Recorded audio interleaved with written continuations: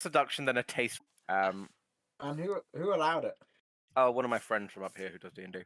Ah, okay. It wasn't one of our previous crew. Because And I know that if anything would have happened, it would have been something like Sam would have had you crushed. Matt, Matt would have it be that you come back out, but you cannot have now kids ever it gets again. even worse because we, for whatever reason, I'm not going to go into details. My druid had been taken into a universe that was based on me. What's the one for? Children's media. So we'd been taken into. I was a druid. We had fallen into the bit with the dragon from Shrek. So I turned myself into a donkey.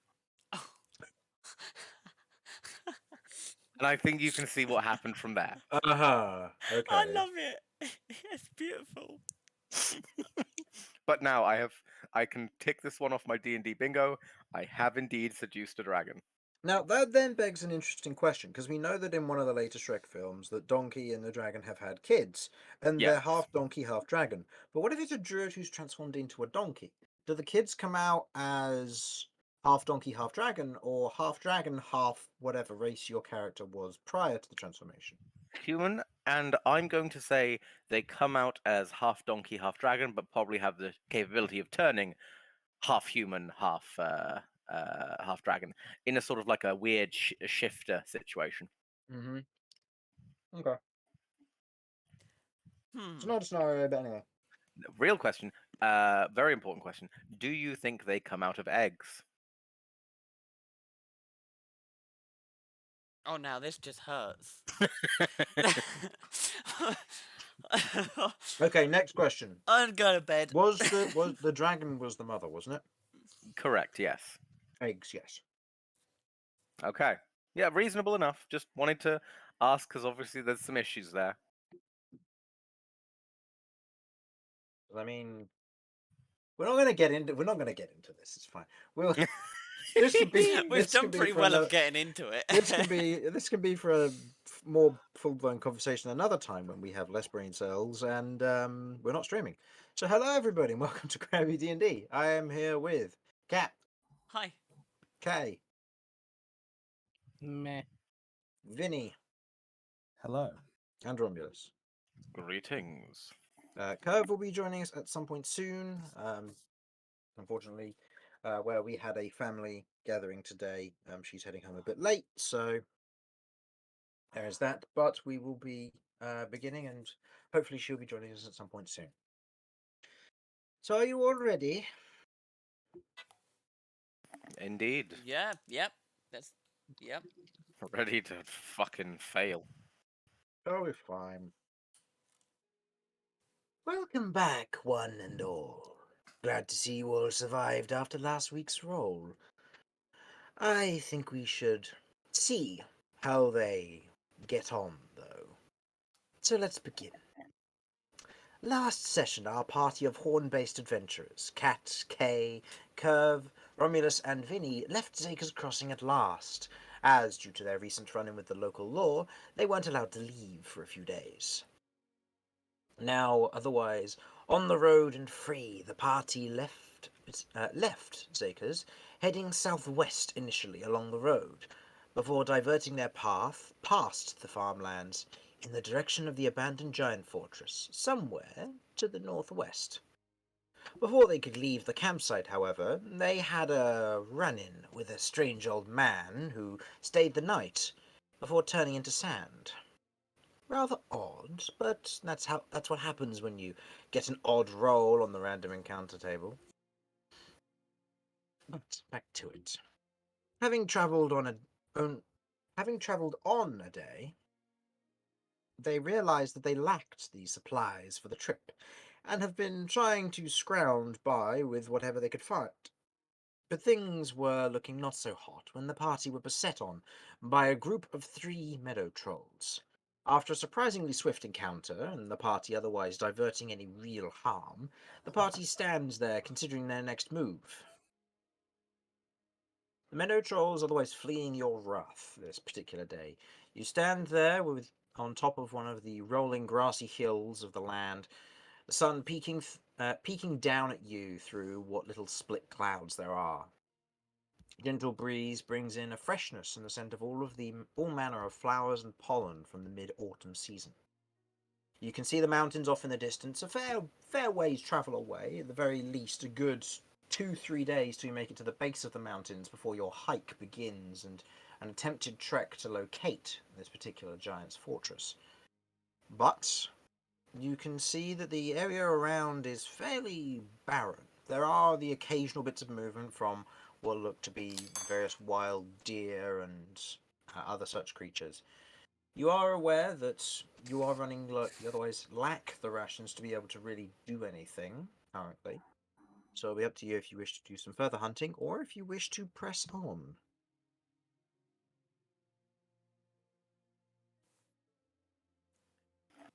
I Either way. press the on button. So, Hmm? a few things first of all. I Mhm. am injured, and I suspect Romulus, you are as well.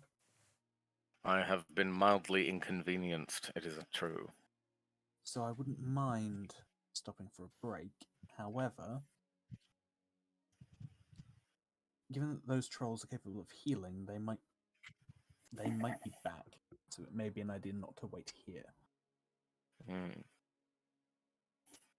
I suggest we go in a differing direction to the one they ran off in, and try and locate a place to hunker down if necessary. Of course, you're welcome to rest. I'm wounded but not taken out, if you understand me. I could certainly go hunting whilst you rest.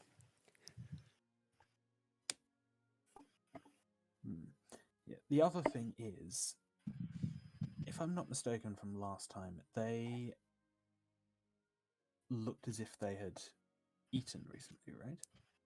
Correct. If they were dripping with blood. Yes, there was fresh blood dripping from their mouth, and kind of there were stains where they'd obviously wiped it on themselves. Could be that they brought something down. We could go looking in the direction they came from, see if we can find anything.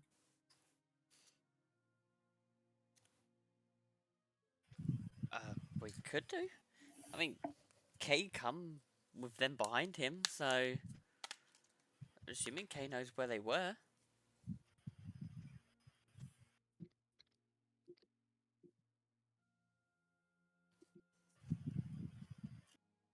Mm-hmm. Very good. Which Chris, which direction is our target at this point in time? At this point in time, your target would be, you know, it is somewhere along in this particular region. You don't know where, but you know that the mountain edge is, it's going to be at the very least a 2 to 3 day travel through the mountains. And to get to the edge of the mountains here is going to take about 2 days because you're walking off road. So if it's in this area, you're looking for at the very least a 6-day travel currently because you've already traveled a day. Because I'd say you're probably about here at this point. So you have a ways off, shall we say. You're not going to reach the base of the mountains today. You'll reach the base of the mountains tomorrow.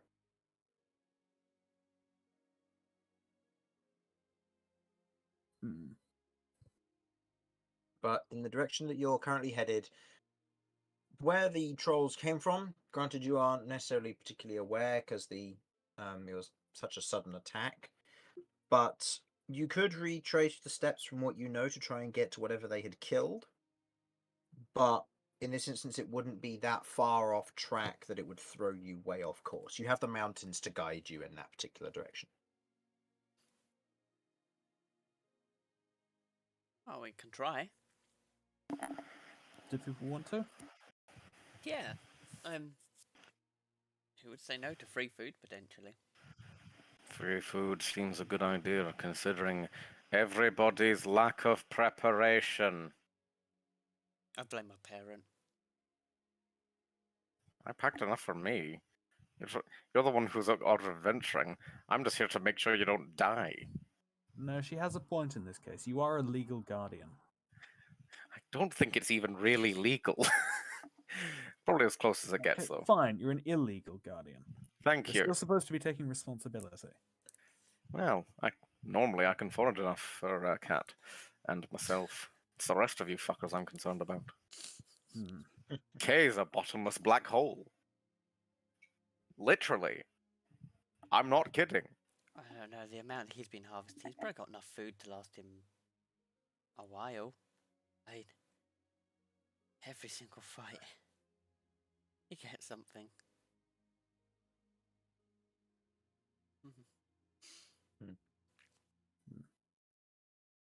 Rosa, you do note that Kate starts kind of wandering in the direction where the trolls came from. I guess we follow Kay. I suppose so then.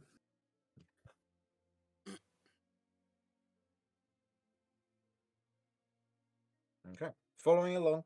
Doesn't take you long to find it. It's quite easy to see that there is a patch of grass where it's otherwise been laid mostly flat. And you can see what looks to be a rather pulled apart deer. You can see the head has been pulled off and where the spine is still partially attached. You can see bits of the throat have been torn out and kind of splayed onto the ground a little bit.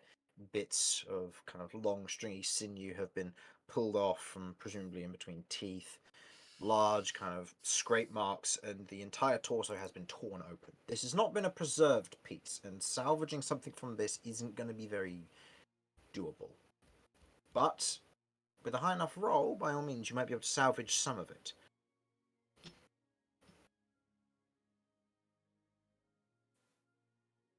Hmm. That looks a mess.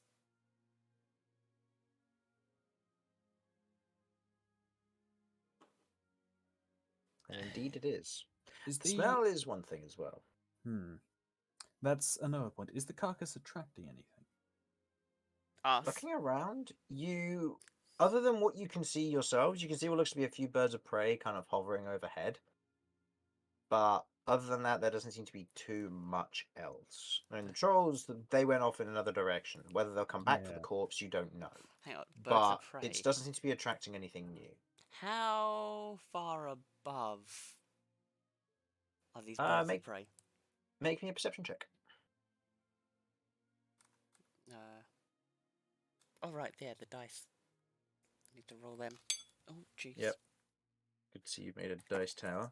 I'm going to dismantle that dice tower. I'll do it for you. Ah, There you go. huzzah. I'm very pleased with that. You Okay, take 29 points of damage. Right. oh no, I died. No, you're fine. Perception. Mhm. Yeah, it's a 6. I guess I could use Jeff for this. Because I could send him up. Yeah, I'm going to send Jeff up and work out the height. Okay. You send Jeff up a little way. What's Jeff's AC?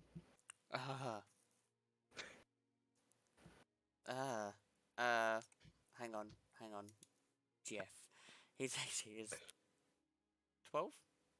Okay. As Jeff is otherwise flying up to kind of get a better look at this, one of the birds of prey kind of shifts a bit, but it's a bit difficult for you to tell. The distance is hard to read with that 6. As you suddenly watch as there's this showering of crystal as Jeff is hit by the bird of prey, the claw going straight into his throat, and Jeff is dead. Okay. That one that killed Jeff, is Yeah. it within 90 foot of me? You don't know. Possibly. You It's know, hard to tell. I've got literally nothing better to do, so why not? I'm going to magic missile it. Okay. Should I just go all out and do it second level just to make sure What's it the is good and range? dead? This is 120 foot. 120 foot. Okay. I'm gonna roll a d20, and I'm gonna see how many feet it is above you. Okay. You otherwise fire your magic missile up, and there's a moment where it keeps going up and up and up, and the bird, by the looks of it, whatever this bird of prey is continuing to come down. At this point, The magic missile, go ahead and roll damage for it. 3d4. Or 1d4. Yeah, 3d4. And also go ahead and roll wild magic to see what happens. I cast this at second, just to make sure it's good and dead. Okay, so that's 4d4. No, they're d6s. Oh no, yeah. Oh my days. You're losing it. Yeah, a little bit. Alright, so that's 6. That's quite low damage. 6 plus 4 is 10 points of damage. Okay. And go ahead and roll your wild magic for me. And that'll be, you need to roll a 2 or lower and it will go off. Nope. No. So, seeing this, you place your hand outside chain here and otherwise shoot up. And as each of the missiles otherwise shoots up and kind of coils, you notice the bird continues to dive and then swoops and spreading its wings and beginning to move out as the magic missiles follow it. And you note that the distance at which they're following it seems as though it will hit as they'll hit. As they otherwise go and hit, you watch as they clip the back feathers, but the bird is otherwise just out of range. Next time. Next time. You hear a bird call from up above before it otherwise begins to fly off, and you note the other one leaves with it. Next time. Oh, I broke my Jeff. Well, that's unfortunate. I love how the session before you were told to keep Jeff safe in case something were to happen with you know, the black spot inside of him. No, And then you proceeded to send him. you said it should be okay as long as I don't disband Keyword is Jeff. should. Ah, well, We'll have to see what happens when you next summon him. give me 10 minutes. How long is this spell? The During- black spot is gone.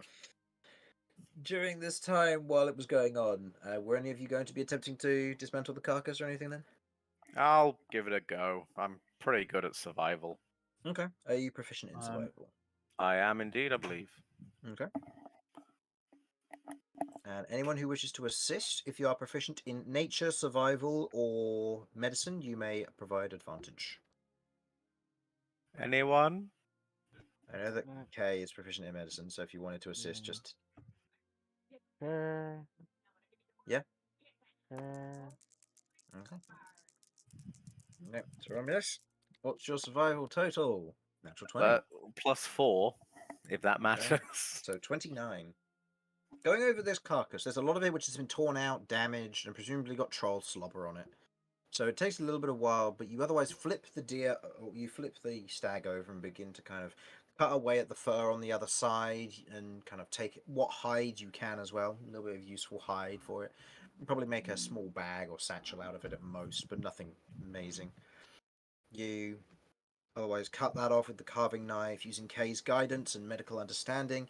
You make incisions in certain areas and you pull out what looks to be kind of slices of meat where there are layers of fat on it from the late autumn, where you otherwise manage to salvage those. I'll also say you require the 2 antlers, which are both pristine still, despite the nature of this.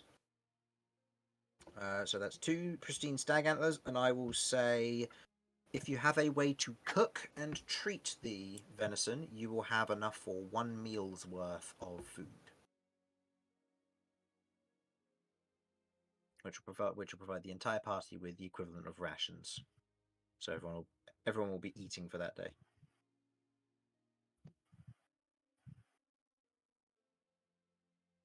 But that will require cooking and some time to do so. I will gather up my various goods. Can I have a list of items I get other than meat? I'll say square foot of hide and 2 pristine stag antlers. Oh ho ho! Excellent.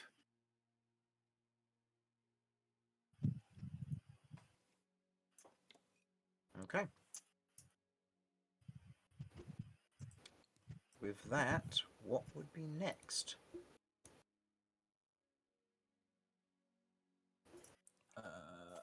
So that's enough food to cover us for today. If we can get somewhere to bunk down, I guess. Indeed. You can find somewhere to cook it. So- Yeah. We should get back on the road then. Right? Probably best. Okay. And these antlers will make excellent cutlery. Noted. Oh, no. I'm not gonna waste antlers on cutlery.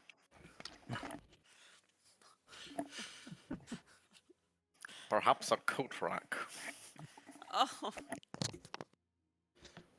Okay. Or a back scratcher. Okay. So you're continuing on the way that you're headed. I would like someone to make me a survival check and another person to make me a perception check, please.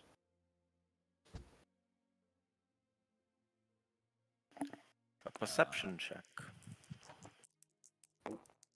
Kay is making a roll. Perception. Perception. Okay. And who's helming the survival check? It's kind of my thing. yeah, Go ahead then. my survival I mean, is I'd be +2. happy to do it, but What's your plus? also too. Fair enough. Survive, please. 19. Also 19. Okay. With the two of you, otherwise keeping an eye out and helming the survival, you're beginning to notice as you're heading in this particular direction, a few will look to be dark clouds overhead, otherwise rolling over the horizon. There are a few other animals which are keeping their distance from you and kind of scattering. You're not necessarily being quiet in aid of expediency. To go quietly would mean that you would be taking your time and most likely result in some difficulty, and would result in some difficulties food-wise. So you keep heading on your current pace. Doesn't take long, but Kay, you notice as it is beginning to get dark, the sun is setting on the horizon, and you can see kind of the long, drawn-out shadows of the night beginning to set in.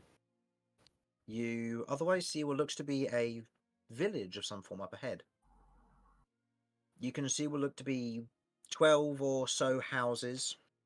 Most of them are broken in some form or manner.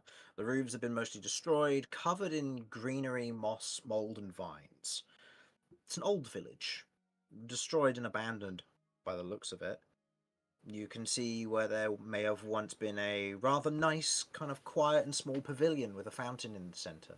You can see a church off to one side, the bell no longer hanging in the bell tower. It's quite nice and quaint. You can see a few buildings that are a bit more sparsely separated, one that's further afield off to one side, but you can see this may have once been a lively place. You are a little ways off from it currently, all of you. There's a village over there. Oh. Uh. It's abandoned. Explain why it's not on the map. Wonder why it's abandoned.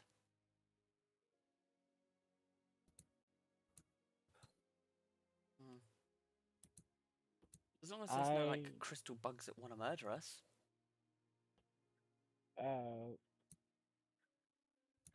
Besides for the few rats that have issues, I'm going to send my rats over to the village and make sure everything is okay.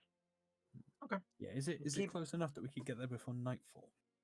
Oh yeah, definitely. It's one of those things that the sun is setting and you're probably going to get there like a little bit before nightfall. So it would give you the opportunity to kind of do a little bit of exploration, maybe find a good place to sleep if you wanted to, or you can move on depending on what you find.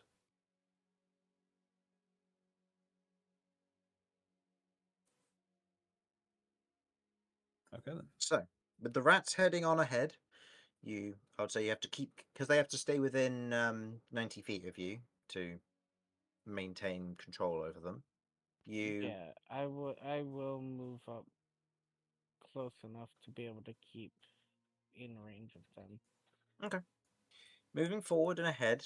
Go ahead and roll me I'll say an investigation check. This will be using the rats investigation. Let me quickly check what theirs would be. You can go ahead and roll. I'll just have a look, see if I can find a rats.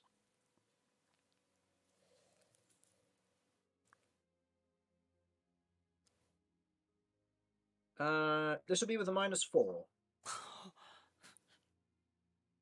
for the rats to kind of look around here.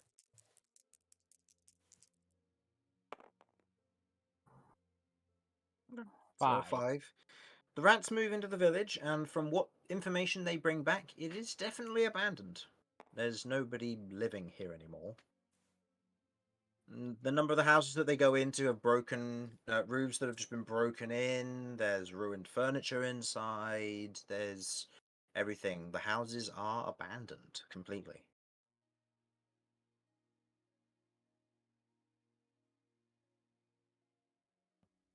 Okay. I'm just gonna let the party catch up and go. Okay. The rest of you catch up. You can see the ruined buildings, the kind of the old church with the creeping vines running up the side of it. The roof a little bit damaged, but a little bit more, not necessarily well kept, but long lasting compared to the wooden houses of the rest of the buildings around here. Hmm. Okay. Well, are we planning on going in there and looking for somewhere? This. It could be good, or it could be bad. It could be whatever it was that's chased people out is still there.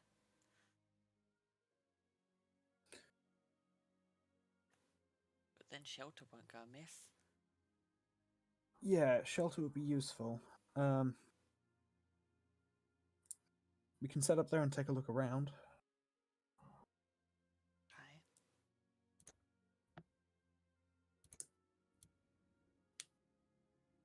Sure. Then let's go and give it a check. Okay. Okay. Where will you be checking first? Should we have a look at the Church? you said the church was in a decent state. Yeah, still, right? the church by the looks of it is a little bit more long-standing, with the only building here really made of stone, and what looks to be a tin roof. It's lasted the weathering of time better than the others. I guess the church then. Might also be the best place to be if any ghosts show up. Ghosts. That won't I work don't know. last I time. have no idea. It's a dead city. Well, dead village. There could be ghosts. Who knows? Well, yeah. Let that after the bevets. Okay, let's go to the church and then go from there. Okay. Heading closer to the church. I assume you're all heading as a group, unless there's anything anyone else would like to do. Yeah, we're all going. Okay. Yeah, I we'll guess go so. first. I'm good to go with it. Okay. You head over to the church, and you can see what looks to be the stonework very much intact. The vines creeping up the outside of it. The kind of what looks to be a few wildflowers that have grown in what used to be well cut herb gardens or flower beds by the looks of it. The wooden doors are closed shut, and you can see what looks to be the keyhole itself has otherwise rusted quite heavily.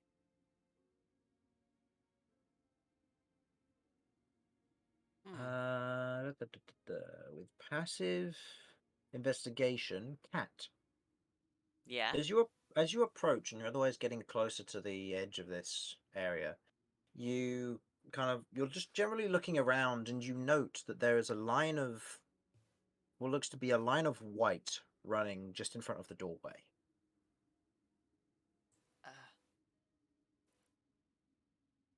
Uh, gonna look closer at it. What is it? Roll me a nature or medicine check of your choice. Oh dear me. What am I good at here? Alright, nature it is. Yeah. So plus And is 7 there for anything you wish to do to try and identify what it is? that. Or is it just looking at it? I'm going to look at it, maybe sort of touch the edge of it with my fingertip and see. Okay. Is it powdery? It's plus 7, so that's 19. 19. It's powdery. As you otherwise kind of kneel down as best you can, kind of have a look at it, you kind of move your finger across the edge of it, and it's granular, almost like that of sand. Hmm. Kind of just running along, just in front of the seam where the door would be.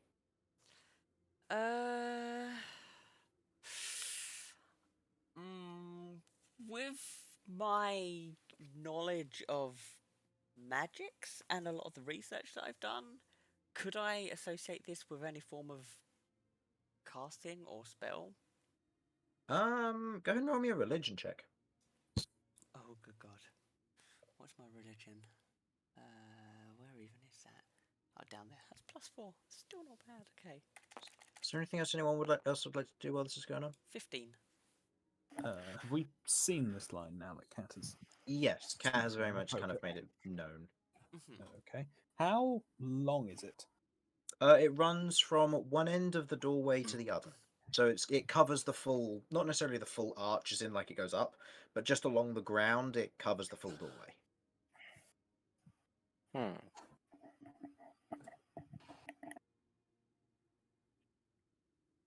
Kay is going to see if he can pick up any weird smells. Okay. Go ahead and roll me a perception check. And what was the total there, Cat? 15. 15. Okay. So we get from Kay. I'll say with the fresh air and the kind of the mid-autumn flowers very much in bloom around this area with how overgrown it is, it's hard to pick up on any particular strange smells. But for you, Cat, looking at this, you identify that this, having a look at it and kind of getting an understanding of rituals and castings, you know that in some spells there are various components that are necessary for the casting of said spells. Some spells, depending on the nature of their casting and their purpose, involve the use of particular materials based on a creature type. In this instance, you gather that this is quite possibly a line of salt. Salt, from what you would understand with that kind of role, is used to ward off a number of different kinds of creatures. One of which that very much pings in your mind, as it was mentioned by Vinny, is ghosts. Okay. Well, that's a line of salt, and it's just a feeling. It's kind of from what I know. It does ward off ghosts. I mean, that's not the only thing it wards off, but maybe you're correct. Maybe the church is the safest place to be.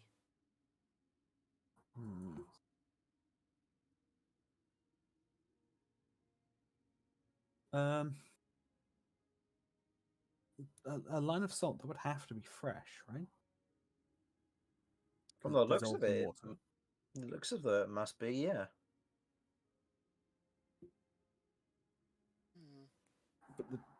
But the lock is rusted. By the looks of it, yeah. Does it look like it is openable? Do you wish to test it? Knock on the door first, maybe, if someone lives there. Good idea. Okay. But being careful to not disrupt the line, I'm going to knock first. Okay. You knock on the door. You can hear it kind of echo on the interior from out here. Doesn't seem to be any movement or sound from the interior. There's no calls, cries, or anything.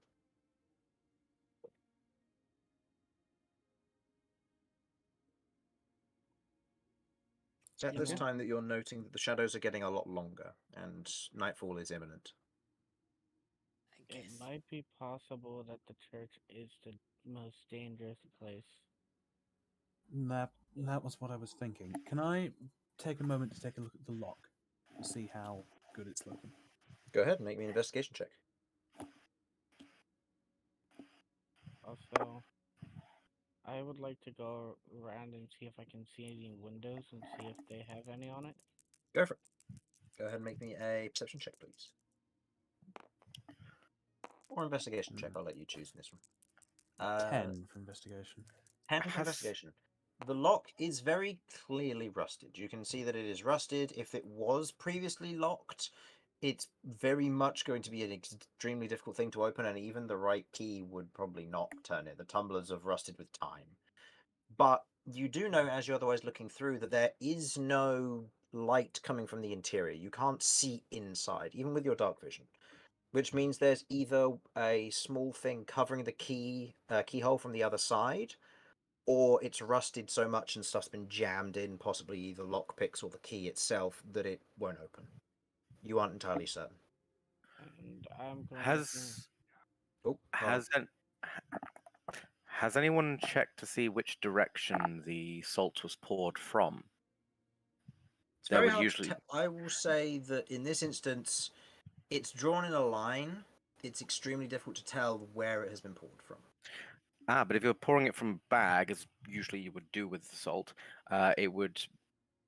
The momentum of it pouring out of the bag Is this a would carry it plastic slightly bag further. that would be from a modern world? No, I'm talking about a pouch of salt that would be Mhm. used to make a line of salt in a ritual.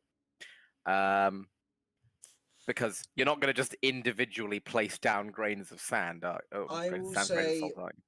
you can make a perception check, but this will be with disadvantage, and you won't be able to get aid on this in any way, Valid. as Valid. this is going to be an extremely hard thing to check. What did you get, Kay? Okay, I got 23 on investigation. 23 on investigation. Okay, looking around the outside, you can see there are a number of what look to be windows that have been boarded up. They are boarded up from the inside, you note, and you can see what look to be a number of the previously, maybe once beautiful stained glass windows on two of them, and the rest of them just being glass windows with a metal frame. You can see that there is a line of salt on the ledge of each of these windows. But the line of salt is on the outside. On the outside, yes, very much so. Chris, I'm afraid it's only a 22. 22. It's hard to tell. It's a line of salt. It's a windy day. If it is recent, it's extremely hard to tell. In this instance, if it's been placed from the interior, then great. If it's been placed by somebody pouring it from the outside, again, equally very difficult to tell. Yeah. Mm-hmm.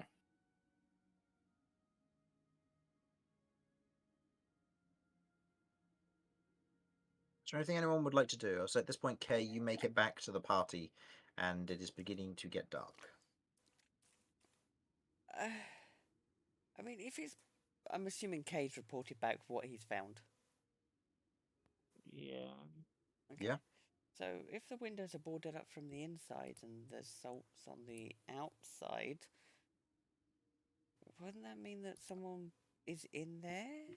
Or wouldn't they have done it from the internal? I mean, That's otherwise- assuming that the boards occurred occurred beforehand, or after rather. It's true. I mean, I guess we can squat here, and depending if ghosts appear, we might then have to break into the church, or yeah, we can't. I don't know. I don't know what to suggest. I always thought church would be the safest place from ghosts, but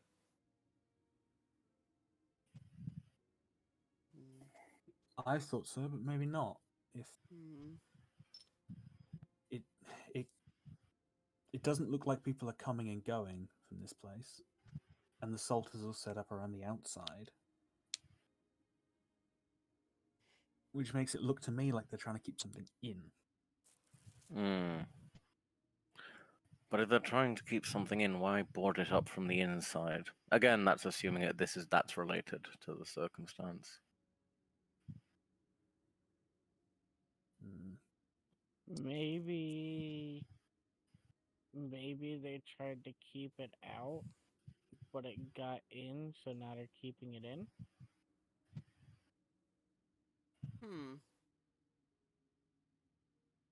I mean, that would make sense, I guess.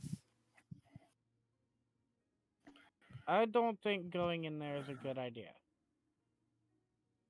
I don't Okay. think staying out here is a good idea either, though. So Do we where want to should pick we a go? house and try and get there, or do we want to just leg it and see how and get a ways away? I can't say I'm a fan of this town. There's a lot of uncertainty, and where it's approaching night, that's when we're most vulnerable. Yeah, it's getting dark, but we should be able to put this place decently far behind us if we get a move on. I'll say, with the passive perception of the party at this point, those of you without dark vision are finding it very difficult to see as you are moving into non-bright light. I do not have dark vision yet, I don't believe. I don't, because Jeff went kapoof. Right, we need to make a decision then. Find a house, or run, or break into the church. The church seems dangerous, but it would be the obvious choice outside of what we've seen so far. I suggest we find a nearby house. That way, if something does come after us, we can try and get in here and hope to hell there isn't something terrible or something worse than what's chasing us. Does that sound reasonable? That plan sounds like a plan. Excellent. I would also suggest that we, if possible, surround ourselves in a salt circle, since someone seems to think that does something here. How much salt do we have? I did buy salt. I don't know how much salt. Let me see here. It was just it was combined with my various ingredients, so it's not got an exact amount. No. So in this instance, you have enough salt that you'd be able to season a few dishes, but you don't have a lot of salt that you'd be able to do this level of effect. Plus, from what Kat's understood, this is part of a casting of a spell, so you don't know if this means that the salt is imbued with anything. You have no idea. While we've been fanning around debating this, can I have cast detect magic? Yeah, sure. Okay. Is this are you casting as an action or ritual casting? It would be ritual, so Okay. In which case, I'll say you have about a minute left on your ritual cast. okay. Alright. As soon as that goes off, I'm going to see, sort of like, break down the magic a little bit from what I can make of it. If there is magic. If we're gonna be close by, what I would like to do is I would like to go to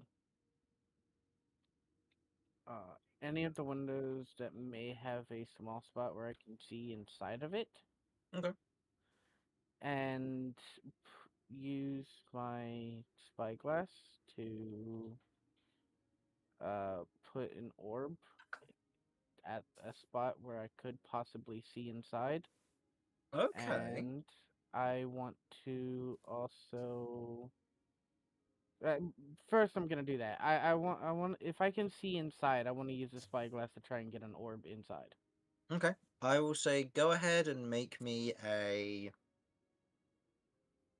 I'm gonna say this is just gonna be a perception check to see if you can, because this will be a manner of finessing the orb through a gap potentially, based on what you can see with the spyglass. So this will be a difficult thing to see. Total?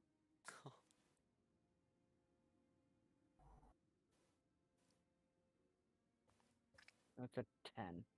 10. It will take you a little bit, but you are certain you'll be able to do this. It's just going to take it's going to take a little bit of time. Alright, I will inform people so they can make sure Okay. nothing happens or let them know that I am doing this. Okay.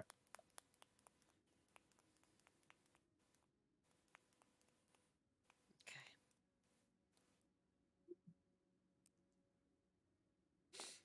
Okay. You let the rest of the party know. So, Kat, at this point, your detect magic goes off. Mhm. As your detect magic goes off, you immediately kind of have a look around in the vicinity. You can see that the salt is magical, very, very faintly so, with an abjuration-based magic. Unsurprising, given the nature of its protective nature. Abjuration also is used for containment as well. So it's uncertain as to what exactly it will do, but it's not strong magic by any means. Hmm. Okay. Yep. Is there anything else around that's magical except for the party, obviously? Go ahead and give me a perception check.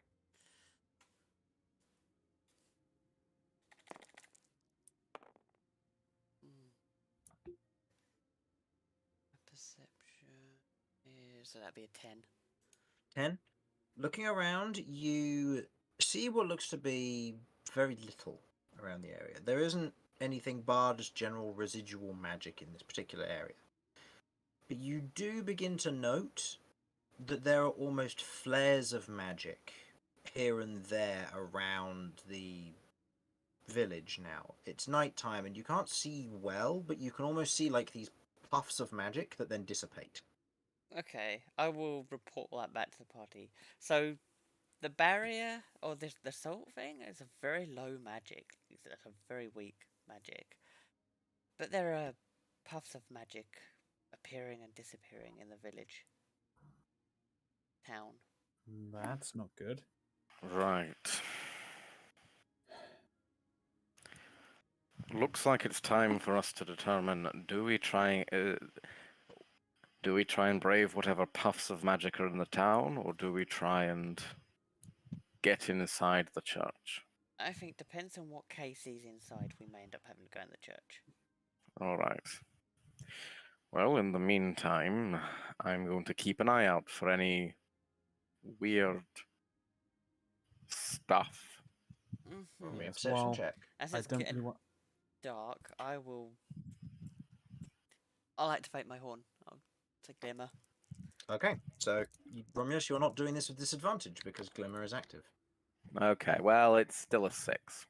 Okay. Looking around, the light doesn't go very far. You can't see the houses. You can see what may be their general shape. It's hard to tell. But you can't really see much else. And Kat, at this point, because of the position of the horn on your head, your detect magic is currently blinded Yeah, no, by that the checks nature out. of your magical light you've just created in your face. Yep, that So in this makes instance, your detect sense. magic has been nullified. No, that's fine. But with that perception check, and all of you begin to pick up on this, as Kay, your vision very much kicks in here. As you otherwise look through the spyglass, there's a moment of where you feel the orb lock in place at a good spot, and you get a look on the interior. Looking in the interior from here, you can see what looks to be a mostly abandoned chamber. Go ahead and make me a perception check for me, please.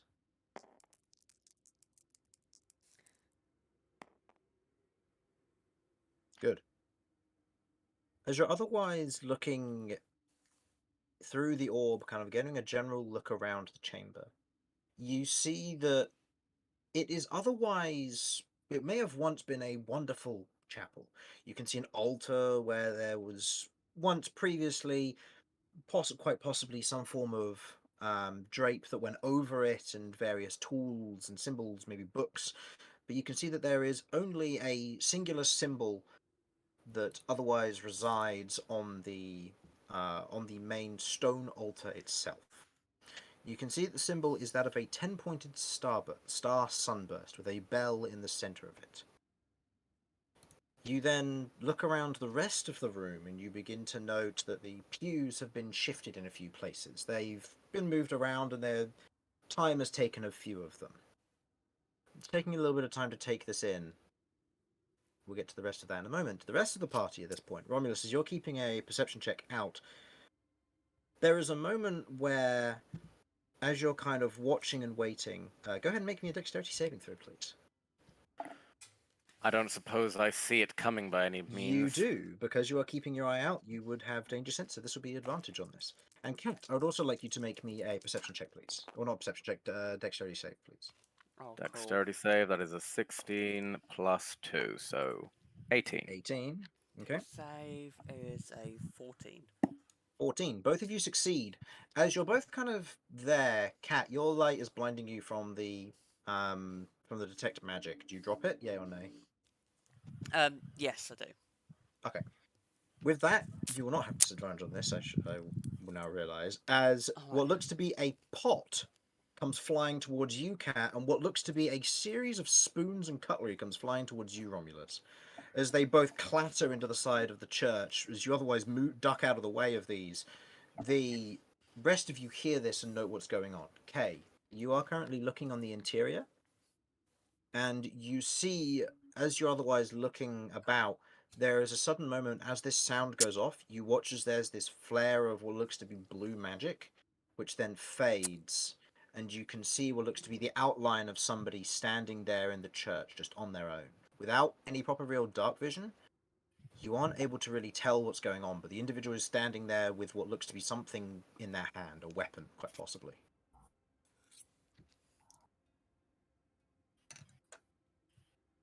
I see. Uh, what do you mean by no proper dark vision? You have dark vision, but in this instance you can't see in black. You can only see in black and white because there's no light on the interior. So there's no way to really tell. There was the flash of blue, which kind of brought you back to regular light and then back down to dark vision, and it's just dark silhouettes. You can't make out a lot of detail here. I see. Uh, You see what looks to be a person on the interior. The rest of the surrounding that you take in what looks to be a few bookshelves, a few tables which look to have knives and weapons laid out across them. Almost ceremonially so.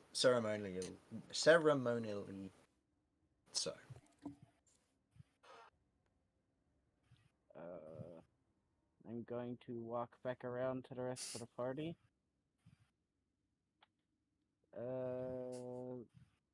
There's somebody in there. Huh.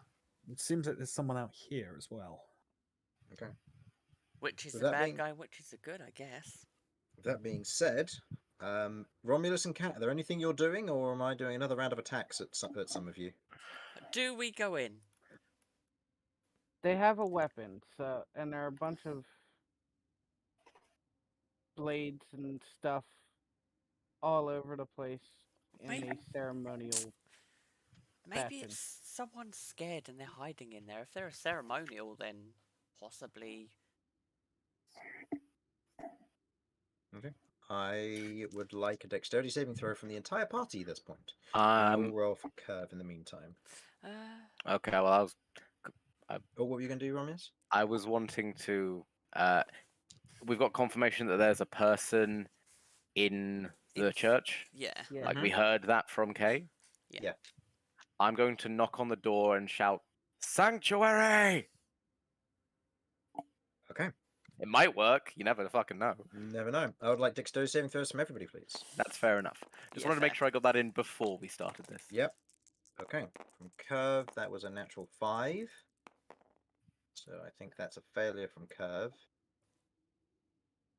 19. 19, that's a success. 18. Vinny? Oh, okay. Success on Cat. Vinny?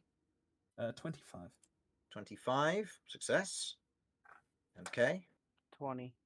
20, success. So Curve is the only one who fails with 7. And she takes...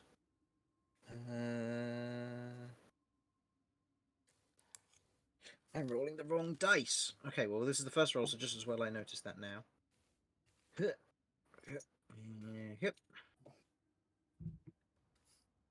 That was so much worse. She takes 15 points of force damage.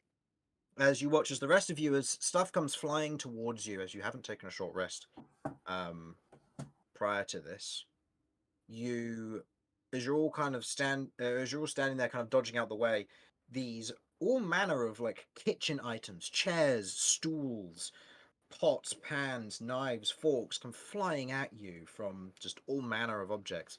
but notably one stone lifts up from nearby and hits Curve in the temple to the side of her, on the side of her head, knocking her to one side, to which she is very much dazed and kind of holding her head in agony at this point, and she suffers this 15 points of damage. You see no attacker.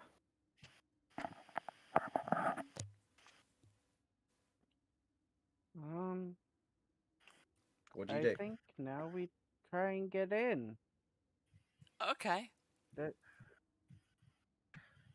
Okay. So the door's locked and rusted You- shut, Oh, correct? You haven't tried.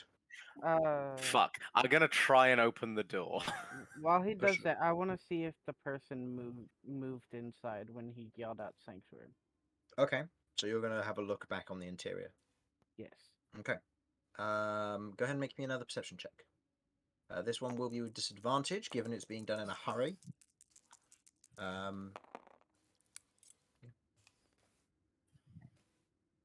11. 11. They've moved from where they once were, and it looks as though they are walking towards the door. They're coming to the door. Okay. Mm. So, at this point, what were you doing, Romulus? You're going to try the door? I'm going to try and open the door, being careful not to mess with the line of salt, though. Okay. So you won't be able to pull the door, because the line Oh, of salt is right in front of it.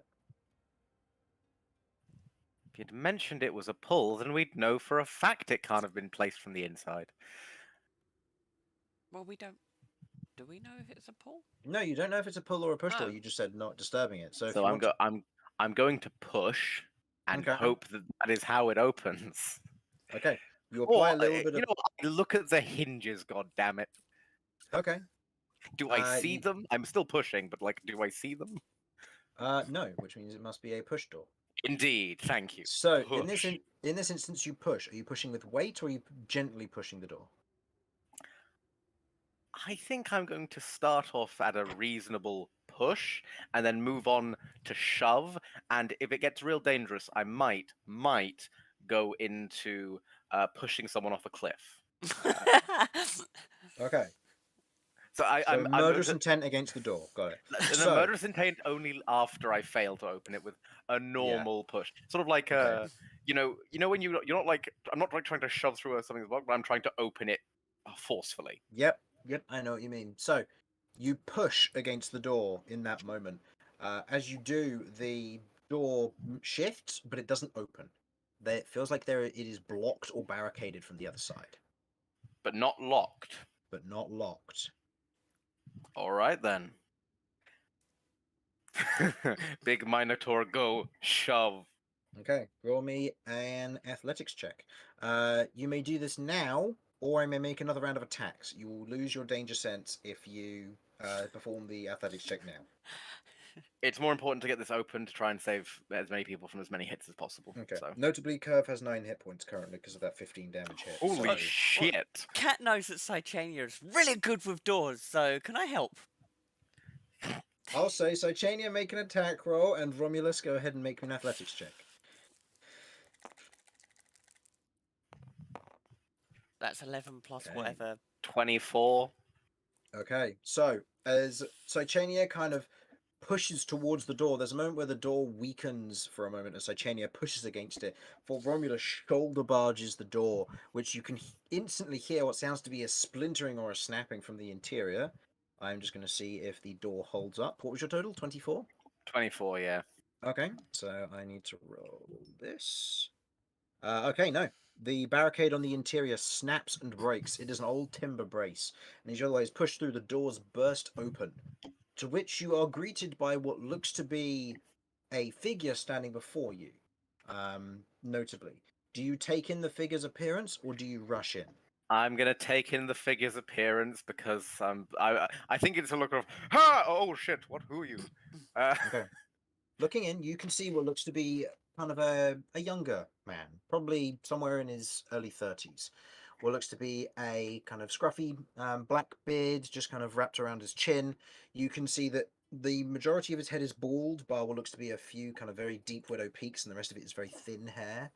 You can notably see kind of bright brown eyes in the light of from Cat's light, and notably, you can see straight through him to the pew behind him, and the table covered in weapons. So he's a ghost, and this entire town is probably filled with ghosts. Mm-hmm. Got it. Who's rushing in? Who's taking in the appearance? I mean, Curve is like dying, right? Yeah, Close to death? Pretty much, yeah. yeah. I'd probably be making sure Curve got in before I did. Okay. Yeah, I'll make sure I go in with her so that Okay. she's not stuck in all alone. Okay. So, Curve heads in first.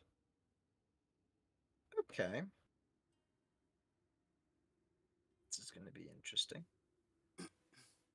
As you otherwise pushing Curve in first, unfortunately, Curve isn't here to roleplay this, but as she steps in, you note that she begins to hop very heavily and very suddenly.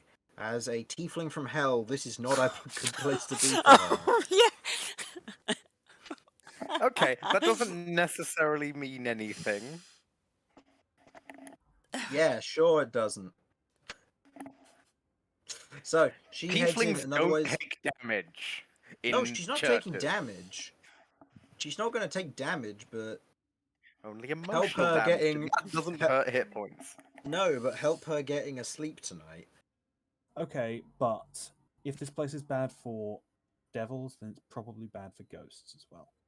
Unless they're priest ghosts, which are holy by definition, probably. Maybe. Okay. Look, I'm Let's hoping figure here. something out with the priest ghost. So He Curve hasn't is headed thrown in. anything at us. Curve is headed Yeah. in. What about the rest of you? Are you I was moving also in, going or in with her.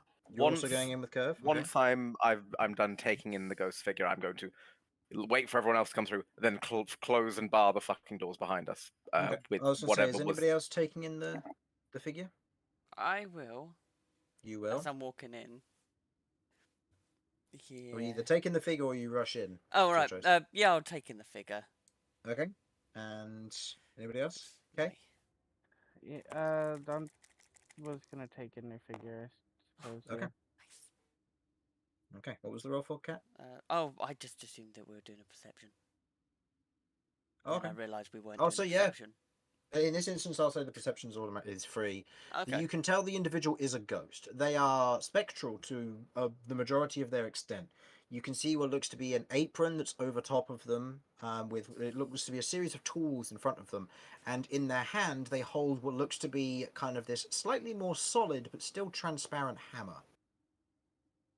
As the individual very much kind of looks at all of you, as a few of you rush in, they kind of step to one side, taken in slightly, before looking at the rest of you and kind of going, well, come on in then. I would like Kay, Cat, and Romulus to go ahead and roll me a dexterity saving throw against the remainder of the attacks from outside. Oh, cool. Of course, and I presume no danger sense. 'cause of- No danger sense in this instance, no, because you're looking away. Okay, 18. Okay, that's 11. So 11. I didn't mean to roll two, but Yeah, take the left one as per rule. Yeah. That's right. So, Kay and Cat, you succeed. Romulus, you do not. So, Romulus, you take 12 points of force damage as you feel this heavy pot pang whack into the back of your head as you kind of stumble forward across the salt. A number of knives come flying towards you and hit what looks to be almost this illusory barrier as they otherwise clatter off. There's a moment when you're standing on the interior and looking out, as those of you who have rushed in kind of turned around and look back, and those of you who have now crossed the back threshold look back, you can see what looks to be spectral forms kind of moving and floating there, and you can see that they're kind of pointing at these objects which are now floating in the air around them before they begin to kind of look towards you, kind of their pulled faces, kind of mouth pulled wide open, kind of gaping void of a mouth, and sunken hollow eyes as they otherwise look at you, kind of the hair floating up and away from them before they kind of spin and they begin to float back to the houses, which you can now see are alight with what looks to be about 40 or so of these creatures. God, I'm glad we didn't go in one of the houses. But notably, you couldn't see them when you were outside, yet they were incredibly close to all of you.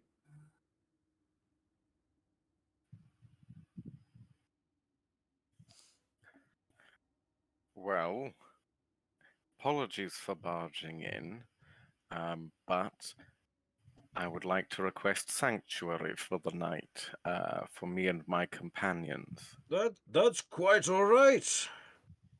Shame I wasn't awake sooner. Please let me help clean up. And I'm going to start, closing the door, fixing everything up. I'm good Yeah, at woodwork, so I'm you're going to good just at woodwork, fix, yeah. yeah, just get the glue out, fix that. No, that's all right. I The made it from individual, rat bones. yeah, that's all right. The individual otherwise kind of looks at you and looks around your friends for a moment before kind of continuing on with what they were doing, kind of helping you put the brace back in place. And you can see that there's a moment where they take the hammer and they kind of lightly tap against it, and then they do a heavier tap, and you watch as this seal of magic appears upon the surface of it, kind of very much a flash of what looks to be a hammer with sunbeams radiating from it. As they otherwise take the stamp away, the wood heals and mends. I've had to do that a number of times for different adventurers. Pleasure to meet you all. Name's Graham. Pleasure to meet you, Graham. Yeah, you can see the individual now. Let's change this back to a bit more better. As you're otherwise kind of taking the individual in, with the light from Cat very much kind of illuminating what there is of this interior of the church available. You can see that they are not human necessarily. They are humanoid, but they have what looks to be kind of a giant blood descent. They are a larger, stockier build, kind of larger shoulders about them, as they're otherwise kind of looking about you all. They put the hammer to one side and kind of pat off their hands before kind of looking about you all. So, what brings you all to this fine place? Well, we're traveling to locate a ruin somewhere in these mountains, but well, night came and we found ourselves beleaguered by the day and various aches and pains, and also ended up being attacked by some floating cutlery outside. That is, well, the cutlery part was mainly due to the ghosts that live out there, but yes. Understood. Hmm. Hmm. Is it all? You said you've dealt with other adventures in the past. Presumably Yes. they also had a run-in with the ghosts. Most of the time, yes. Some of them sought sanctuary prior to, my showing up. All right. You watch as he otherwise kind of turns and walks over to what looks to be kind of this large kind of fire hearth area. But you note that the stones have seemingly been partially rebuilt into the structure of what I would say, Romulus, you recognize as a blacksmith's forge. Oh, oh, love it. Ah, you're a blacksmith. I am. Been a blacksmith for many years now. I must say, I work with wood myself, but the smithing crafts have always intrigued me. Um, we must rest. Our friend must rest for now, but I don't suppose you'd be open to showing me just the basics. Of course, of course. And by all means, take a look at the wares. I do not mind if you wish to take one for yourselves. It's free. It's very generous of you. He gestures to the table, which you can now see with the light being properly projected from Cat's light. You can see that these weapons are partially transparent, but look solid to a certain extent.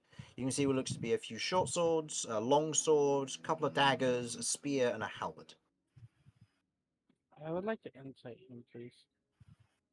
Insight, go for it. Yeah, Something feels off about him. Apologies. I need to be right back. that's all right.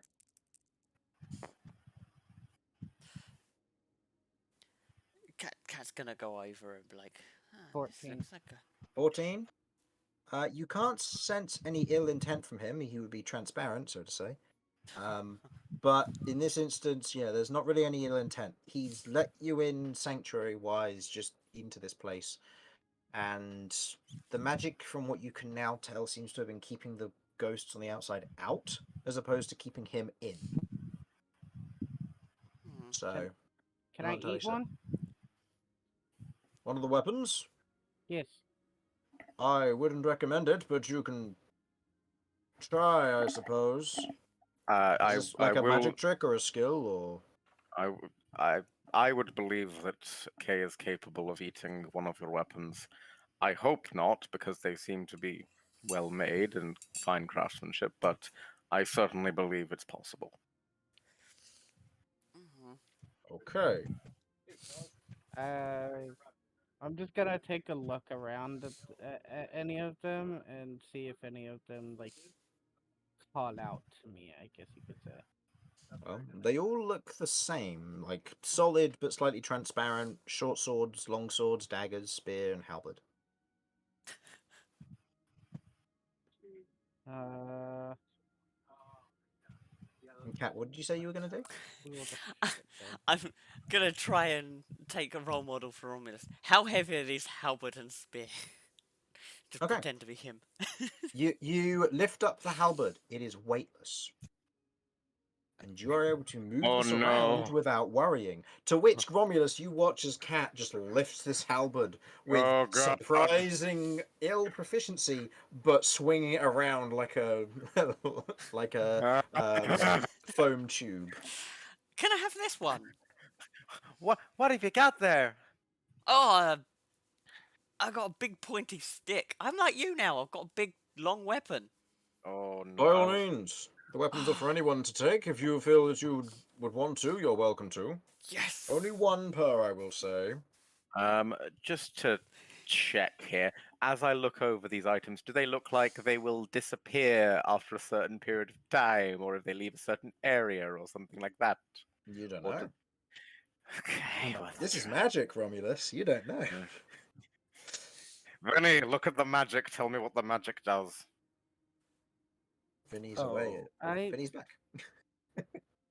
Vinny is back. Vinny is not exactly an expert in magic, however, but he will look at the magic and attempt to deduce what it might do. Make me an Arcana check. I think you will get just as much of a chance at this as Romulus as he would have. He does No. magic. Out of interest, what is Romulus's Arcana? +1. My Arcana, yeah. I am gonna inspect my Minus one. halberd.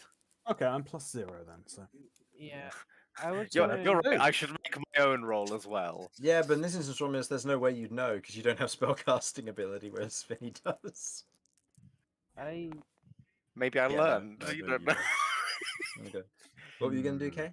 I was going to basically inspect one of the short swords and Mhm. see if I can tell what kind of magic it is just by picking it up because of my sensitivity. Okay. Because I You know pick- it's magical. You pick it up. It feels cold. That's it.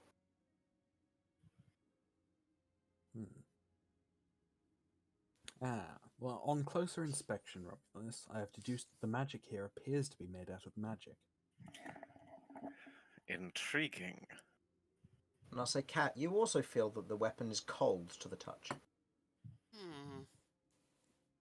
Uh, Curve is otherwise at this point squatting on top of one of the pews, just trying to brace for what it's burning her hooves slightly, but less so.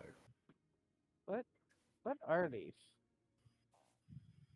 Ah, these are ghost steel weapons. Made them here myself.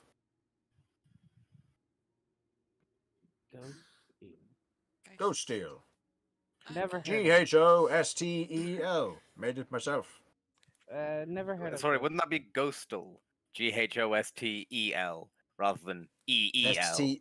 Steel. I think it's just because I was speaking quickly. Ah. Right, so. I can Where try and does- show you how to make this if you want, Minotaur Man, but you'd have to be dead to do it. Well, you never know what'll happen. That is very true. Um, well, I mean, is the skill set applicable to normal metals, or Sort of. well, might as well give it a look then. Like I said, it's an interesting craft. Do these Also, work during can the I? day? Pardon? Do these work during the day? Of course. Am I?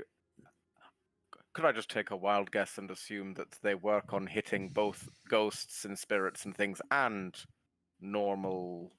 No, not normal. I don't want to say normal. Living creatures. Yes, they are. All They're right. also specially designed and dedicated to Maverick, if you're aware of the name. Is that what the symbol means? I seem to remember some mention of one of those one-eyed fellows, but that's about it. And what was it you said, Kay? I pointed to the symbol and asked, "Is that what the symbol means?" Are you near the one on the altar? Yeah. Ah, no, that's to Motalin, Maverick's original worker, shall we say, or friend. Maverick has since split off from that, but is still devoted to the light the same as Maverick is. Maverick is a smith, a creator of radiant ore and similar materials. I've been devoted to them for years, but in recent times, creating has been difficult, but I've learned to make this ghost steel through Maverick's aid, and with them being dedicated to such, they will be more effective against particular kinds of creatures. Notably the ones who took this place. So, Very well. Would you mind? What? Is there a great sword around? No, the most two-handed weapon there is a halberd.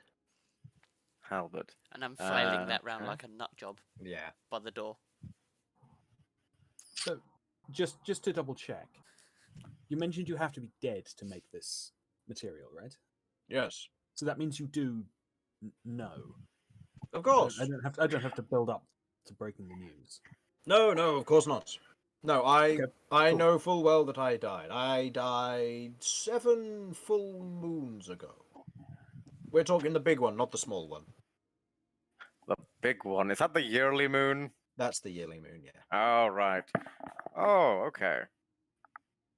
I didn't want to be awkward. I also thought it was probably more polite to just treat you as the person you are rather than. It's respected. It's better than a few of the other reactions I've had in the past, where individuals have run off with the weapons screaming and then attacked by the ghosts outside.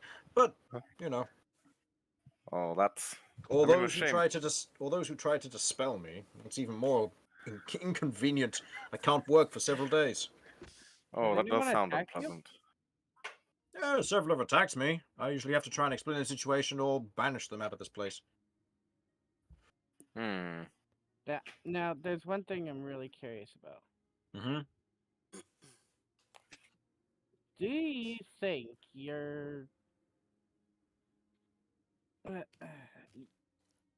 that type of metal will work with my metal? I mm, Do you want to I just show I off your tail, Kay? I show my claws. Hmm. Maybe. I mean, in what manner? You can still wield the weapon, no? It's more. It's more. I wanted to try and adapt it to mine. Right. And what's your metal? Living metal. There might be a problem with Kind of living and the ghost exact steel. opposite. There might be a problem, but I'm no metal scientist. I'm a blacksmith. Damn it, Is that the Jim. same I'm a thing? doctor, not a metal scientist. I'm a scientist, but not a metal scientist. Just hypothetically, if Kay were to die and come back as a ghost, would that work? Yes. So, I mean, you'd have assurances afterwards if you did manage to incorporate it somehow. I don't know. Out of curiosity, like, it, uh, holding this and trying to get my metal to like, I don't know, like touch it or Mhm. like envelop a little bit Mhm. of the steel itself. Does it feel like anything weird happens? Um, I guess with the as much as you can control the living metal to kind of envelop the weapon as best you can, it feels like you're holding a physical object, much like it would be if it were a stick or a stone. It doesn't have any particularly strange properties. It feels solid enough. It doesn't sink into it or anything. It doesn't diffuse through it strangely. It's just solid. It's more like does it feel like the metal could that my metal could possibly absorb it type of thing? Like try and take the uh basically I want to see if I can make my metal look all spooky like. Okay. Um, It's more trying to what adapt kind of the roll metal would this to be? like that. Go ahead and just roll me a general d20 check here. Just to see how things go.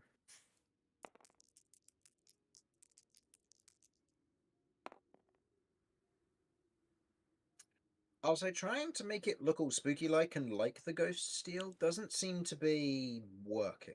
It's as you otherwise try and change the living metal, it seems to just remain as the metallic color and likeness to what you are familiar with. You otherwise don't know. All right, I'm just gonna put the sword back and take one of the daggers and kind of like go off into the corner and try and eat it. Okay. Okay.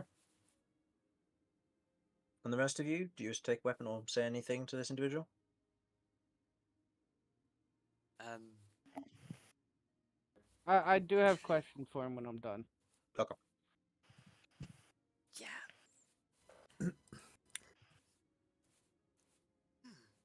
Actually, I'm gonna go over to him. I'm gonna stop flailing my halberds for a little while and Mm-hmm. I'm gonna go to him. Do you reckon you could forge a needle? A needle? That'll be quite precise, but I can try. I How can help with the strong is this precision. metal? Sorry, what was that from? I was just saying from the I sidelines. can. You I can can try. help with the precision. To which the reply would be, "You'd have to be dead to help. Might be a bit difficult." I'm working on it. Don't worry. No, don't die! Yeah, wait, what? Just starts inserting dagger into stomach. This'll work. Someone take that from him. Okay. What did you say, Kat? Um, I can't remember. I was asking about the needle. If you could make a needle. Is it how strong is the metal? He otherwise takes the halberd from you and just kind of whacks it against the stone several times, and just kind of lifts it up. No damage. If you could make a needle, that'd be amazing.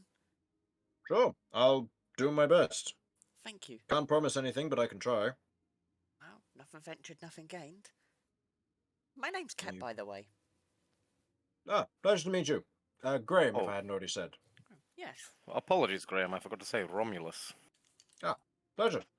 He reaches into what looks to be the main pocket at the front of the apron, pulls it out and pulls out what looks to be these sparkling kind of tiny blue stones and tosses them into the forge, which you watch kind of suddenly bursts into flame of this bright white and blue flame. Bye, Harlan. Ooh. There he goes. He's back. Welcome back, Harlan. Did you miss me? It's like I got abandoned again. Then you'll love my next trick. Don't go I'll and get work the on- milk. Nah, I'm back. I'll try and make a needle as best I can.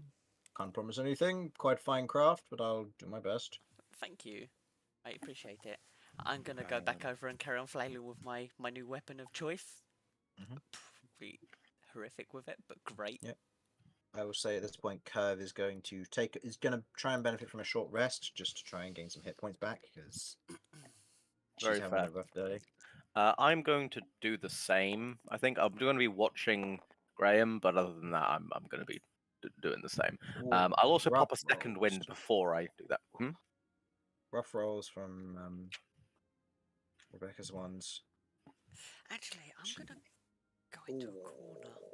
Yeah, that's not great for her. Okay.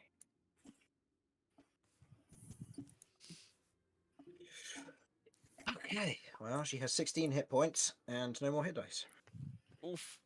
I'm gonna actually go into a corner and I'm gonna start ritual casting Find Familiar. Try and get Jeff Okay. back. Okay. Right, use some of my Okay, so my materials. first D10 is going to be for my second wind that I popped before I do this. Mm-hmm. Jeff Wow, that's 4 hit points. Yay me. I know the trouble. And then my barbarian hit dice a D12, my fighter hit dice is a D10, right? Yes. I'm gonna pop 2 fighter ones.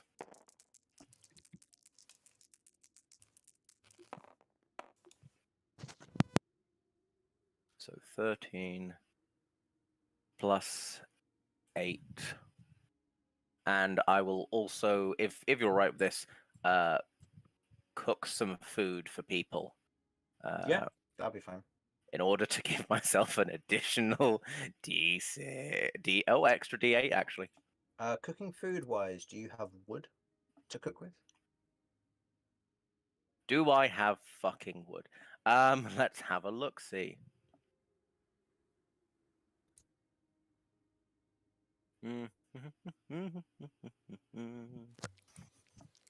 What was thrown at us? Was it like any old chairs or something like that? There were old chairs, yeah. Cool. Can I drag some wood in with Mage Hand? So you open the door, or you unbrace the door. You have a look outside. The outside is clear. Everything that was thrown at you has since been retracted by the ghosts, it seems. Well, they recycle and clean up after themselves. That's polite of them. It's reusing. I'm gonna stand there menacing with my halberd before I shut it. Romulus is my inspiration. Grr. So, apologies if you explained this while I was zoning out. What exactly happened here? Oh, no, I haven't explained it. Well, you see, however, 7 moons ago, we had an incursion of some shadowy figures. They showed up, they gathered everybody together, and most people were strung up. They grew, or one of their particular group did, a rather red-skinned lady, kind of dark black hair. She otherwise grew what looked to be a tree in the middle of town and hung people from it. Days later, people were, myself included, covered in crystals. It was only a matter of time until we all died, and my spirit ended up here due to my devotion to the cause of Maverick. I used what resources I could, rebuilt a forge in here, and devoted myself to Maverick's work. Since then, I've learned to make ghost steel out of what metal implements were left around. A few adventurers have dropped off steel on their way past for me, which is nice. I've been able to convert it, but it's still a difficult thing. Blood crystals. Pardon? Oh, we came across some cyclops that were sort of doing something similar in the mountains way back. They're growing blood crystals on people. It must have been what they were. Yeah, too. These are scarily more common than they should be. Did they do anything with the crystals? From all I remember is that I wasn't one of the first few to go. Some of the older members started dying sooner, and when one of them went up, one of them otherwise died, the groups that were with them began plucking and harvesting the gems from them.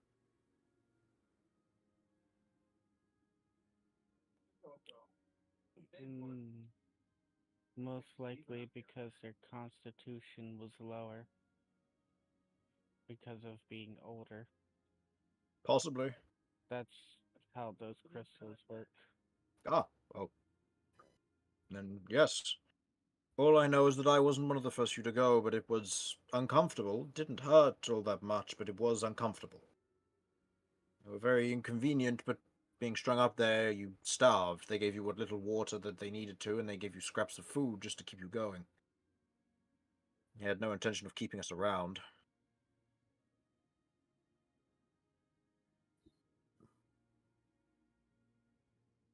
So have you had a run-in with this person before, then? Not necessarily the specific individual, I don't think, but The Cyclopses said they were working for someone, though, right? They were most likely working for her, yes. fair enough. So it's still going on today, then? It's a I'm shame. sorry to say. No, that's quite all right. I've sent a few individuals off with weapons like this in hopes that it would change the fight. You see, the weapons are designed to do extra against creatures like them. Oh, He kind of goes over and takes one of the blades and goes, if you were to swing this at a creature that would have evil intent or origin, then it will prevent certain aspects of healing and recovery to it. Oh. They're more specifically designed against the vampiric families that live north of here. That's who we suspect was part of the attack, but the lady who was with them wasn't one of them.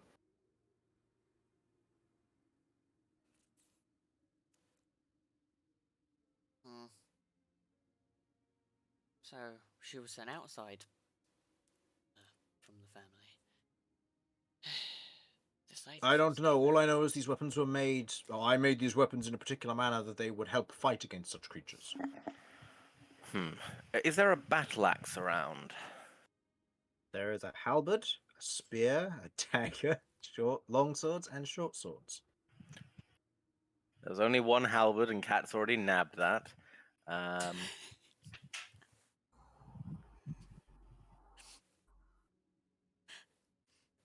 If you want the halberd, you can have it, and I'll have the I mean, spear. Cat's asked for a needle, so if she gets the needle, she's not allowed to take the halberd. Oh, true. Oh, okay. So I'll take the halberd then, since two-handed weapons that are long are kind of my thing.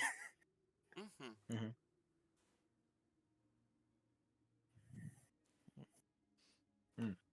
But yes, that's what happened. To answer your question, what was your name? Oh, me, Vinny. Pleasure. Yeah, nice to meet you. I see Yeah. you're more of a fan of using two weapons.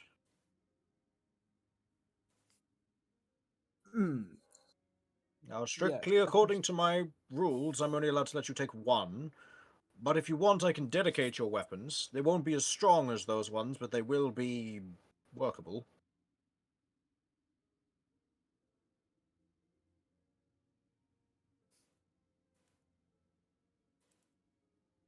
What would this entail? For the most part, I would have to work through the night to dedicate them. They would be able to do a little bit extra. They would be mimicking ghost steel. I wouldn't be able to make them fully dedicated, the same as these ones, to nullify any healing of evil-based creatures, but I can certainly improve them.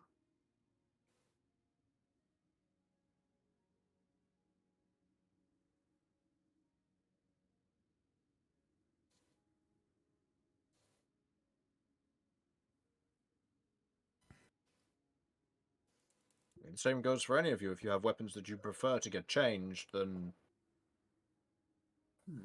getting new ones. I know I haven't got the greatest selection. No, don't put yourself down. These are excellent weapons. The selection should not matter. Oh, I know, they're excellent weapons. It's just some people have preferences. They should learn to adapt. Look at me, I've got like 5 different two-handed weapons strapped to myself. Yeah, I was gonna say at this point you're gonna start looking like a. Hey, look, this one's porcupine. weightless. It's fine. Yeah, this one's So, be able to see the bone on the interior of your fingers. I But like it. it becomes this kind of spectral blue metal for your claws. And the same goes for your tail as well, and you kind of begin to kind of maneuver this, and you suddenly realize that you can make pretty much any part of your body transparent if you want to at this point. Yeah. As you can move the living metal around. But most notably, as you do this, you kind of note that it feels cold to the touch. Any of you that have one of these weapons, they have the following effect, and I will copy and paste this into the Discord at the end of the stream. They are magical weapons. They deal an additional +2 cold damage on top of their normal damage. Additionally, these weapons are improved in such a manner that they will nullify all regenerative and healing effects that evil aligned creatures will attempt to use. This means that if the 9th level spell Heal is cast on a creature that is evilly aligned when you after attacking them with this weapon, it will prevent the spell from working. But it only works on creatures that are evilly aligned. Creatures that are neutral or otherwise good will be unaffected. And notably, this only works against creatures that have a natural regeneration effect as well. Would the cold damage still go through if they're not evilly aligned? Yes. Okay. Yeah, so it's just a flat +2 to cold damage here. Interesting. Hmm. I go around and I go up and show them what I did.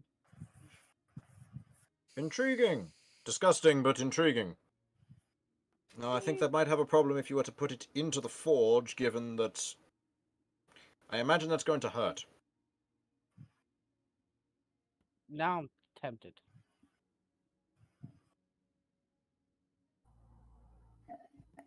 I mean, if you want to help, you can try, but you might find it difficult. I mean, it doesn't hurt to try, right? And might learn something new. Who knows? Okay. What do you do? Does he actually when it comes to him making this, does he actually just keep it inside of the forge itself?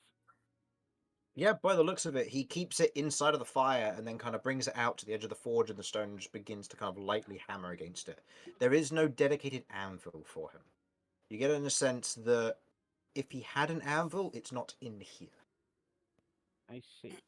What I would like to try and do to assist in the precision part of it Mm-hmm. is when he pulls it out of the fire, to try and use my claws with this metal to try and narrow down the point Okay. if I can. Okay, it's almost like shaving it away. Yeah, shaving it away to get it to the point to where it could actually be a needle. Okay, I'm just going to roll for him in general. 1 good, 1 bad. Okay, so he needs to get 2 more successes to succeed. That is 2 failures. So in this instance, it's going to be very difficult for him to complete this task. Let's just see if he can complete it through the night. There's a natural 20 and a 3, so he'll need... Okay. It will take him the whole night doing this. If you wish to help, you will suffer a point of exhaustion, as will Curve, because she is going to be unable to sleep during this time.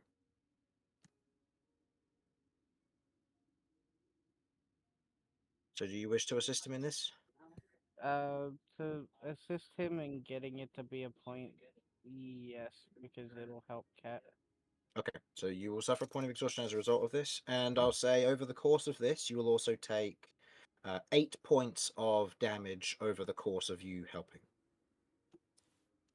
Not as much as I thought it would be, but Okay. Oh no, no! I was waiting for you to stick your hand in there and then rolling 4d12 fire damage, but you didn't put your hand straight into the fire, so that's good. I didn't need to. I don't know. Party's done weirder things. Yeah, it's true. So you each have your chosen weapon. Curve's not going to be able to get any sleep, so Curve is going to suffer from 1 point of exhaustion. Is there anything the rest of you would like to do? In regards to the cooking, Vinny, do you have any fire spells or magic or something? Like a bolt of fire that you can perhaps, or a flame you can produce? Now that you mention it, no. Perhaps a bonfire that you can create? Yeah, that would be convenient, wouldn't it? What about a ball you can fire? Oh, I can do that. I could throw a sometimes. ball if you want. What? Okay, look. Does anyone have anything fucking burnable? Fudging burnable. I have torches. Yeah, that'll do. Let's make it quick.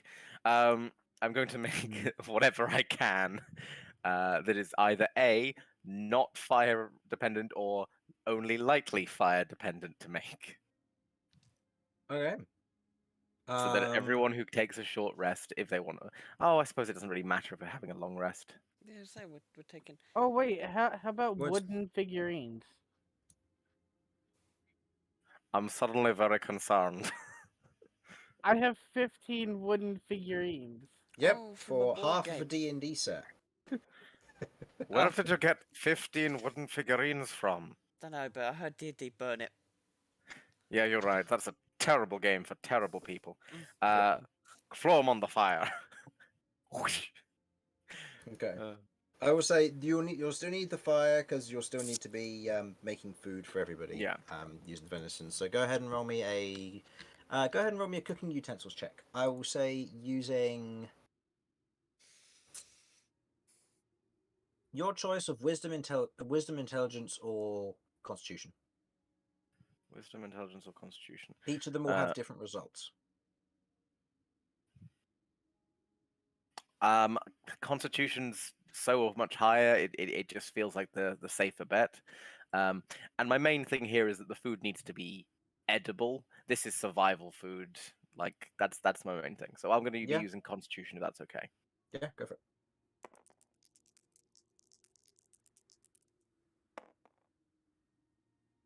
Okay, so assuming my cook's utensils there, change that over to that. Plus 7, 19. 19. Okay. With the venison that you have and having a little bit of time in the fire to do so, you otherwise light the fire on the interior. It provides a much more illumination of the interior, which you know is less colourful than you would have liked. With the new light kind of brought in, you can see a lot of the old tapestries and paintings and all of the general art decor that was in here has faded in colour. You can see it's very bland, very almost whitewashed in certain cases, where the wind that has got in has taken away a lot of the colour and has damaged everything in here. You know that there are very thick layers of dust in certain areas of the temple. But as you otherwise do illuminate the interior with the bright light, the place generally begins to feel more alive to you. And you all begin to feel a bit more at ease. With the exception of Curve.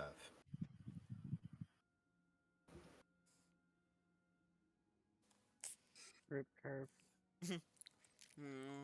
Yeah, you're going to be sharing. You're going to have an exhaustion buddy for next session. Oh, that's awesome.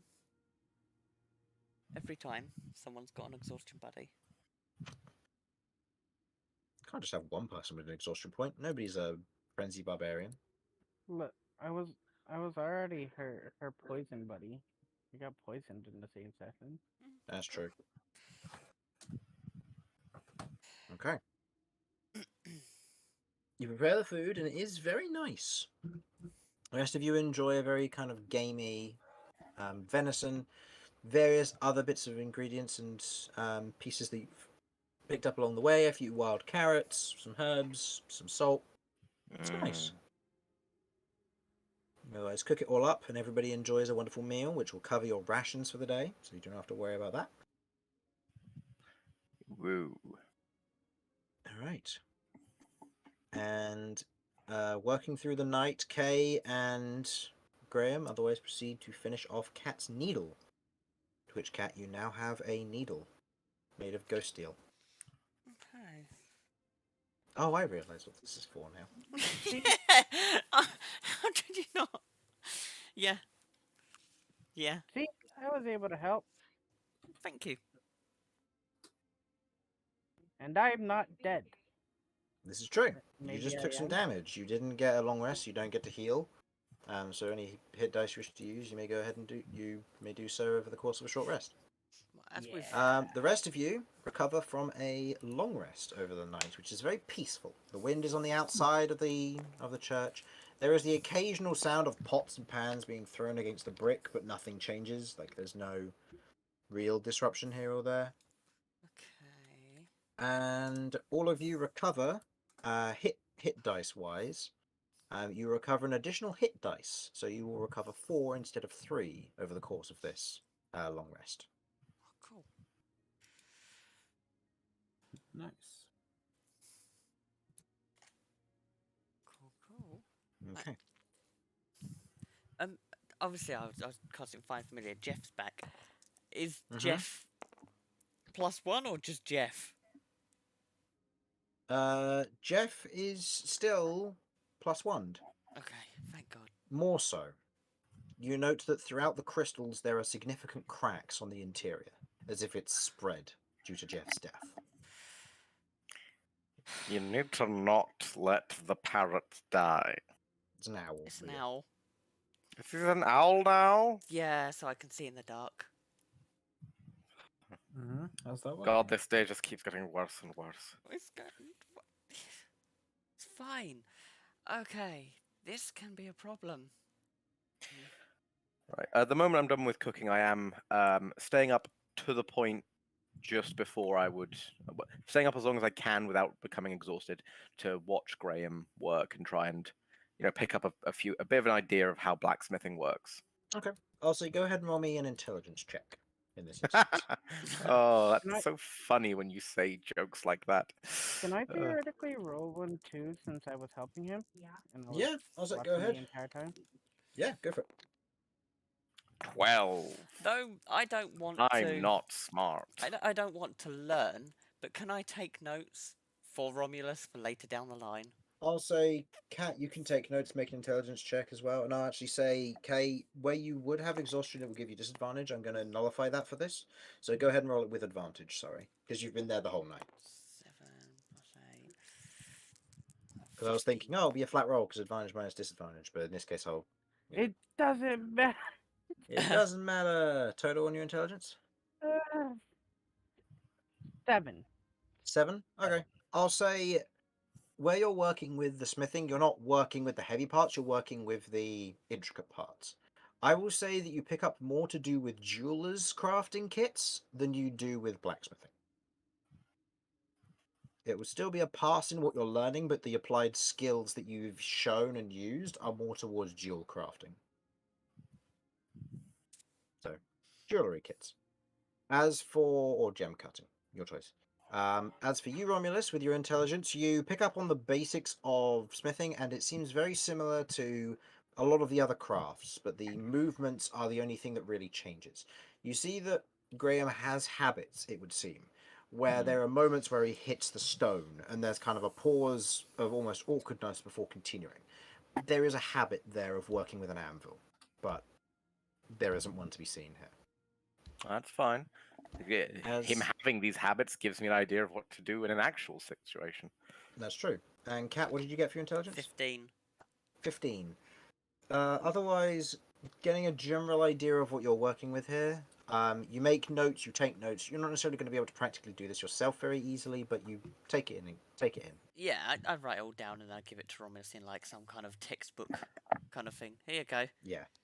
So what I'm hearing here is we have now moved on from a D&D adventure party to the touching tale of a strong but potentially uneducated man taking care of a small but intelligent child and taking night classes in order to better himself so he can provide for her. I'm loving it. Yeah, we'll I'm go with loving that. Okay.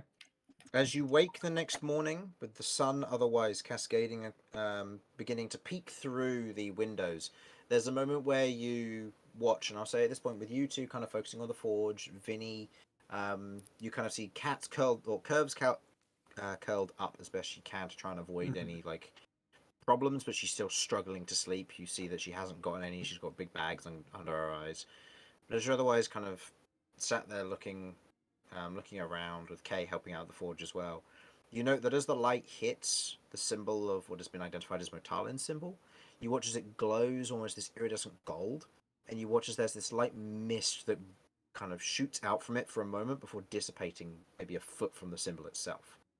And when this happens, you watch as Graham begins to fade. Ah! Looks like my time is up for the day. I hope all of you have a safe journey on your trip.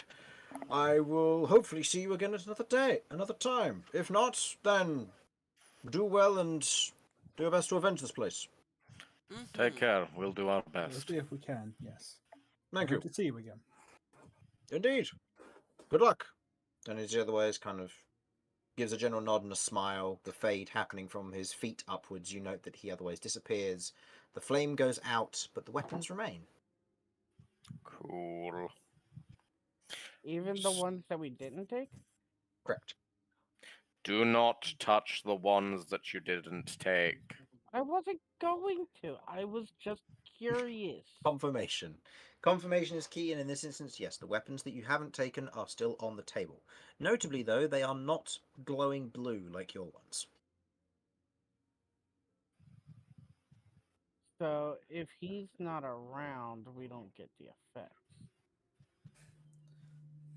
Possibly. Okay, so friendship ended with Benoit Bonk. Now Gareth the Ghost. Sorry, Graham the Ghost. Graham the is my Ghost. new I'm nickname. sorry. I'm still very much intending to go back to Blenoir Bonk and rekindle our romance that has yet to happen. I will, I will find my daughter another father. Okay. You already have Vinny. What are you talking about? You know, I have too many dads now. Sometimes a family is one girl and her 57 dads. And the one uncle, Damien. And the one Uncle Damien. Damien. Oh my word. So, with the rest of the day ahead of you, so opening the door, removing the brace and looking out, it is peaceful. The land around is peaceful. You can see that the grass is otherwise blowing gently. You could see what looks to be the line of salt is still intact and unshifted and unchanged. Notably, the magical essence of it seems to have protected it for one reason or another. But you do note, at this current time, what looks to be a flash runs through the clouds overhead. Oh. Can try to tell what it be? Wait, flash in the clouds ahead. Oh, To clarify, have we Okay. rested now? Mm-hmm. Yes, you've long rested. Wunderbar. So you've long we- rested, and you've regained an additional hit die in comparison to normal. So you should have gained 4 instead of 3. Oh, hello. I'm And Nice, obviously nice. only weapons. as I go out, I'm gonna part my bandages slightly. If I put my arm back in, does it react? Your arm. Yeah. Okay. You put your arm back in. It does not. No. Oh well. Okay. Just gonna keep on ploodling along. Oh, that's a weird question. These weapons, quite specifically, stop the regeneration or healing of any kind of evil entities. Is that correct? Correct. I believe that by technicality, the major entities that are in control of what's going on with Cat are evil. What do you Possibly. think about my needle? You've got a needle. Yeah. So shit, we might actually just have the thing we need to do the needle thing. Yes. Yeah, random encounter took you to the abandoned Sure. town, and Do you want to try and just give yourself a little prick and see? You know, that's probably a bad idea. It'll It might do be a one-time minimum 3 thing. We'll damage. wait. We'll wait. Yes. But Okay. can I carry on playing with the halberd? I'll give it back. I promise. It was fun to swing it around. It might not be a good idea. How about I teach you how to use a halberd? as a general note, so that you understand this, Mhm. the weapons are attunement. Oh. Oh, cock. Yeah, and this means that for K, you get to choose whether this is attunement or not. If it's attuned to you, you have it active all the time. If you aren't attuned to it, then you have to activate it with a biological resilience. I will have it be an attunement. Okay, cool. So just note that down and put ghost weapon. We okay, or ghost. Yeah, just put ghost weapon for you, because yeah, and just put it in your accessories slot, and just make sure to put the capital A in brackets next to it.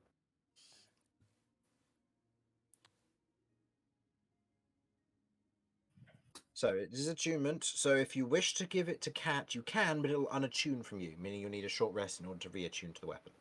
Yeah. So, how about when we're about to bed down for the night? I'll give you a couple lessons in how to use a halberd. Okay. Yeah, we can make that a thing we do. Like I'll teach I'll teach Cat to use pole arms. Cool. Okay. And I'll teach you about runes. Yep, it seems good. Cool. Okay. Right. Are any of my other weapons attunement? I don't believe so, but No, because you haven't acquired any magical items that would be to that extent yet. okay. So go steal halberd. I've got space for the moment. Okay. Shall we go? What is Okay. that flash? Does it look like lightning? Lightning. Yes. We're walking into a thunderstorm. Oh, that's the best bet we're gonna have. Giants are famously good with thunder and lightning. So let's have a good time. Now remember, everyone, if you've got metal weapons, make sure they're covered up and keep them low to the ground. So about Junior- all your weapons. Actually, most of mine are bone, and I'm not sure about what ghost steel does. Guess we'll find out. Yes, I still don't actually know what a Vector Corbin is, so that might be made of metal or Vector Corbin's made of metal, yeah. Vector Okay. Corbin is think of like your traditional pole arm with like the small hammer, the spike, and the hook. That's effectively what Vector Corbin is. It's just Okay. um Fancy. yeah, effectively. Please tell me Romulus is the highest point of metal and not me. Probably yes. There you go. That is Good. what a Vector Corbin is.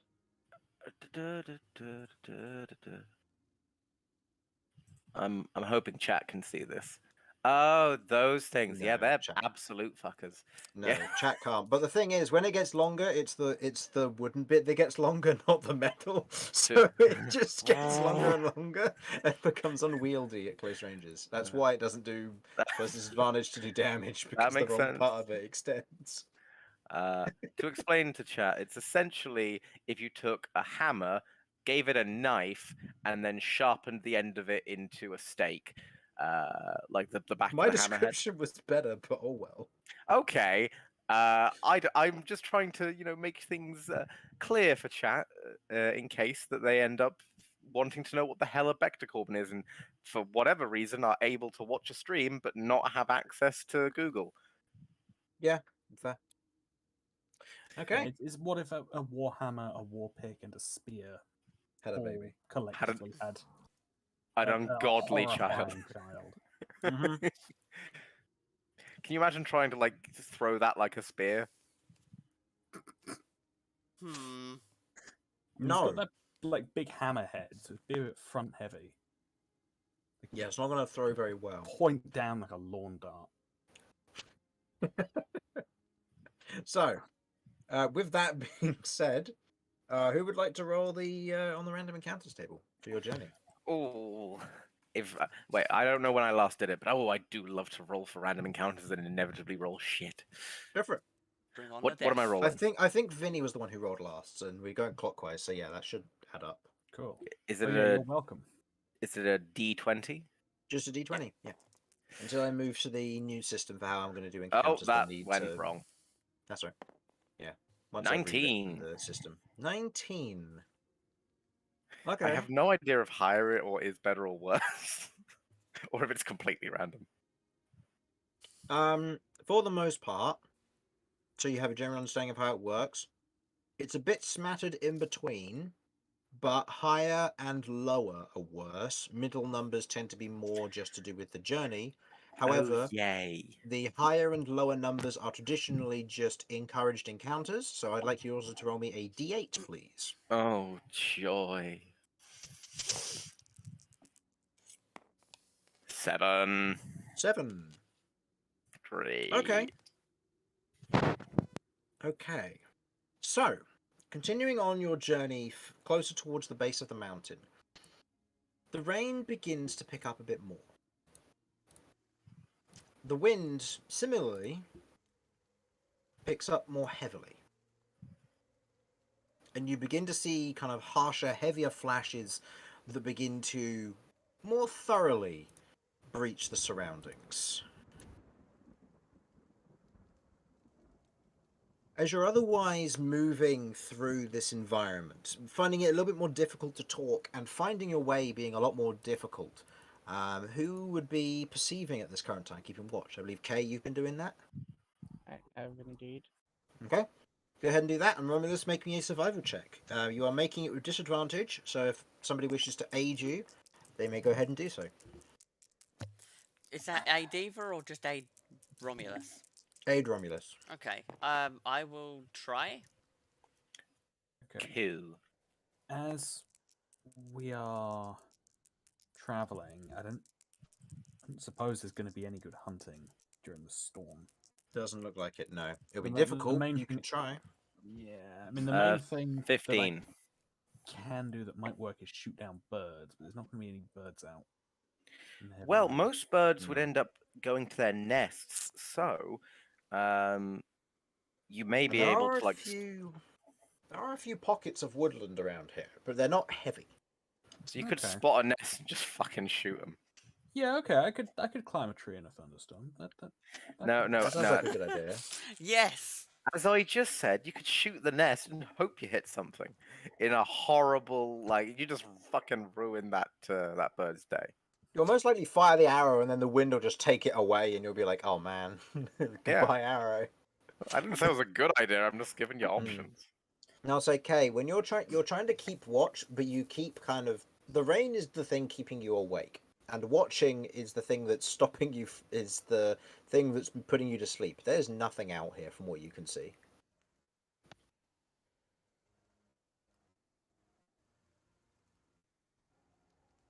Kay is considering hiding in Romulus's cloak.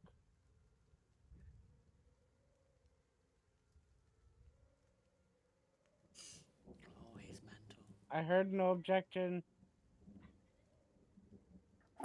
Oh God. I didn't hear what you said, but I just know it's not a good thing for me. Kay's gonna hide in your cloak. Fucking fine. But you make sure you keep that cloak clean. I am clean. I just took a bath. I've seen what goes on in your bag. I haven't been able to put anything in there recently.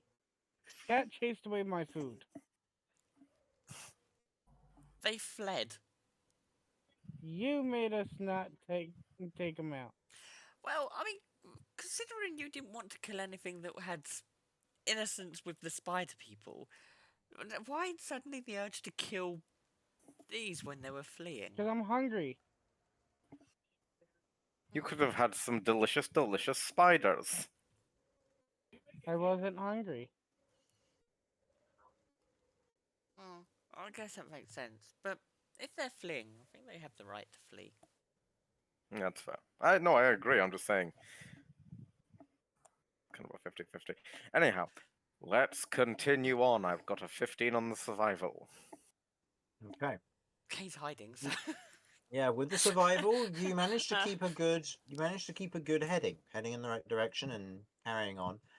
But with your watchmen otherwise trying to take as what rest they can just to try and burn off their exhaustion. There's no. No, you know what? You wouldn't. No. Okay. What does this mean? What does this mean? I feel we didn't notice something that we might have wanted to have noticed. As- Well, if there's Kay's nothing I can do hiding, about it. I will use Jeff to do some perceiving, as our one that was perceiving is no longer perceiving. How's Jeff perceiving? I He did is- perceive. He will be on my shoulder. I'm not sending him up. And if I do send him up, Darn. if I do send him up, it'll literally be just above our heads, and I'll be ready to snap him back down to me. That's fair. So I'll be walking pretty much with a holding action the entire time. Okay, go ahead and roll me a perception check for Jeff, then, please. Okay. Maybe you shouldn't have your rapidly declining flying bird go around in the high winds and lightning storms. Never 20. mind. He's not gone high. He's literally just above our heads. Just above our heads. And that Excellent. was a Guide the 23. lightning bolt down to us. I don't think crystal conducts electric. But 23 anyway. Okay, 23. Actually, crystals are known to be piezoelectric, which means that some of them are indeed conductive. And you can even produce electricity when physical pressure or tension is applied to them. You're welcome. Thank you. So, as you're otherwise walking along, keep an eye. What was the total for Jeff? 23. 23. 22, So- sorry. 22. Okay, let's see if that makes a difference. I think, hang on, it's +3, yeah. Okay. As you are otherwise traveling onwards, closer towards the mountains, you begin to see what look to be, or correction, Jeff begins to see some things which catch your attention. As you otherwise begin, as Jeff otherwise kind of relays a message to you that there's something above you. Okay. And get a face full of raindrops. Go ahead and roll me a perception check with disadvantage. A dirty 20. Dirty 20. Looking up, you can I'm see very what looks to confident be. works. Looking up, you can see what looks to be a form flying through the sky above. It kind of flies for a moment and then kind of dives and shifts. You note that it's almost thin like paper. These long, outstretched wings that almost form like a arrow shape or an arrowhead shape, but the point is at the base of it, the bit that's its back, it would seem. It otherwise begins to kind of swerve and shift around, and you can swear that the creature itself, as it flies, gives off this ever so faint glint as lightning otherwise strikes around it and through it.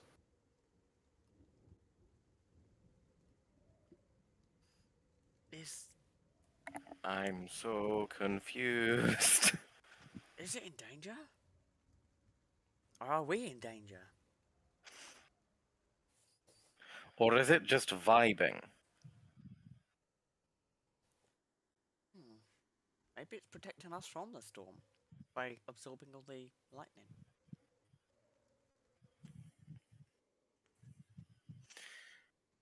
Hmm.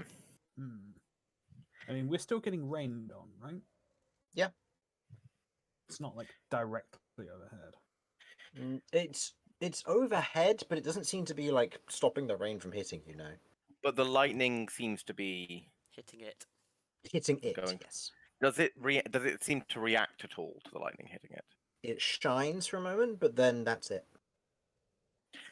I'm going to just raise my maul up as like a salute for a second and then go, well, I certainly don't want to become that thing's lunch if it does intend to eat us, and if it is just being nice and keeping the lightning away from us, then I'm quite fond of it. So I suggest we carry on and try and avoid staying out underneath it in case it attracts lightning.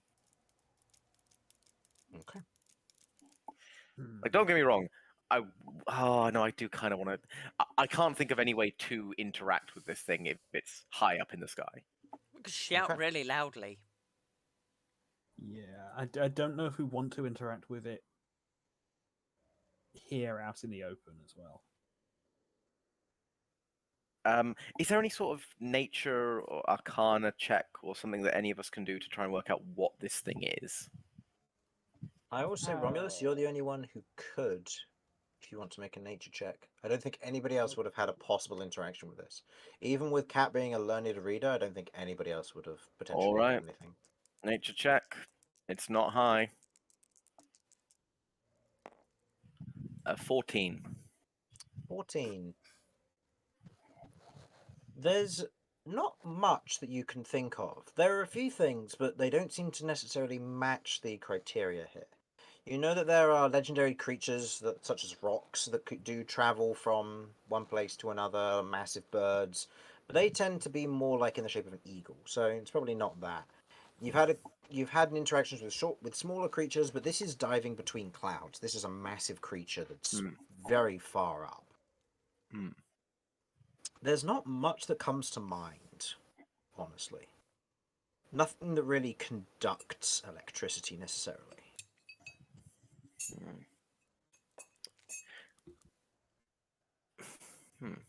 Well, it's something to keep in mind. I'll have a think about it and see if there's any like tales or stories or myths or anything that I've heard of that might fit.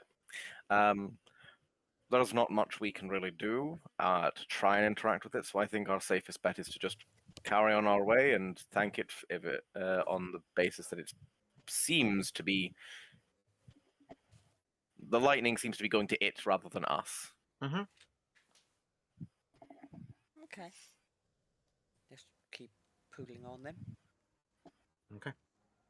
You keep travelling on and keeping an eye on and watching it now that you know it's there. It continues to follow you.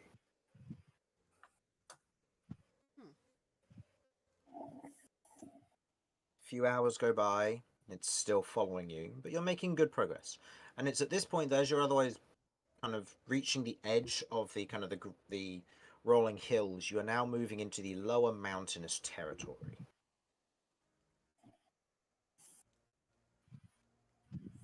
Okay. I wave at it. Yeah, I was gonna do the same thing. Okay. It's been following us for hours. Okay. I mean, part of me feels like it knows we're here, so I mean, I might as well wait. Hi. Okay. You otherwise move up onto kind of the lower mountainous areas. And keeping an eye on it, you then note that it begins to swerve and swoop, getting closer and closer to you all. Hi. I think it's come and say hello. I'm still waving. Hi. It gets bigger and bigger. Oh, What's the terrain like here at the moment? You said we were getting into the lower mountains? You're getting into the lower mountains, so you're looking at more kind of rocky terrain, a little bit of looseness, but mostly just kind of undergrowth grown into the stone around here. There's nowhere to hide. Is there anywhere up ahead, or are we looking like You're looking at lower mountains. If you wanted to try and rush to up ahead, you would be having to climb some very sheer surfaces. So otherwise, you're pathfinding with Romulus as your guide.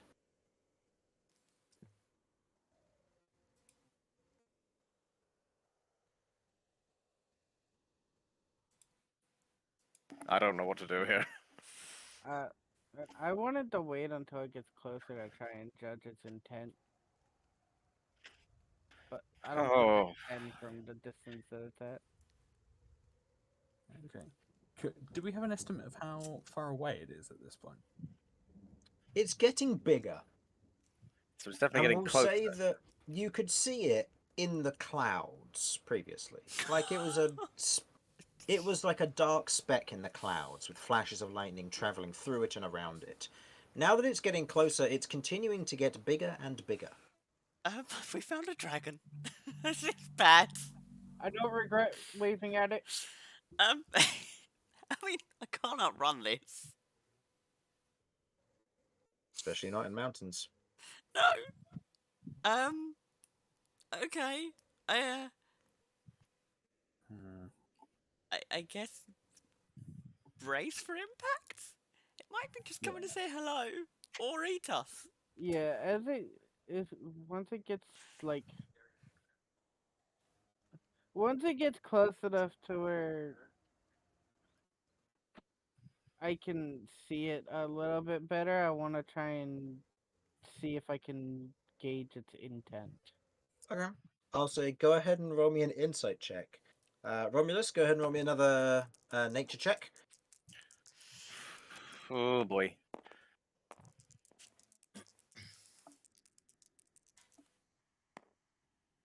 Ah, no, that's a 7. 7. Despite it getting closer, you don't know what this thing is. Oh, the fuck. Anyone? But I I will got say a 10. 10, okay. 10. It's swooping, getting close to you.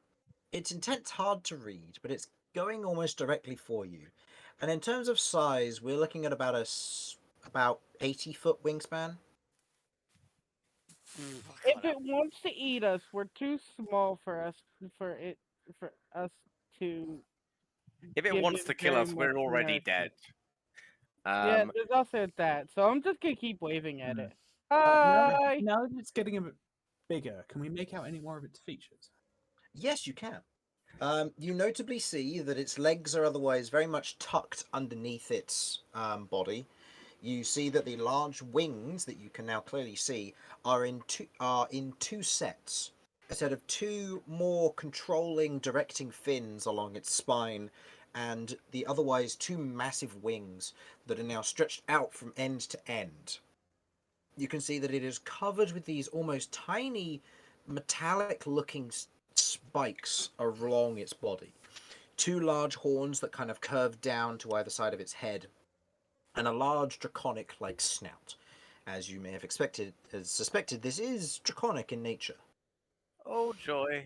You can see that the large tail splits into two along its back, and as it flies, you note that there was almost this electrical current that runs between them as these kind of thin lightning bolts, well timed, begin to travel through and across from one tail to the other in kind of jolts.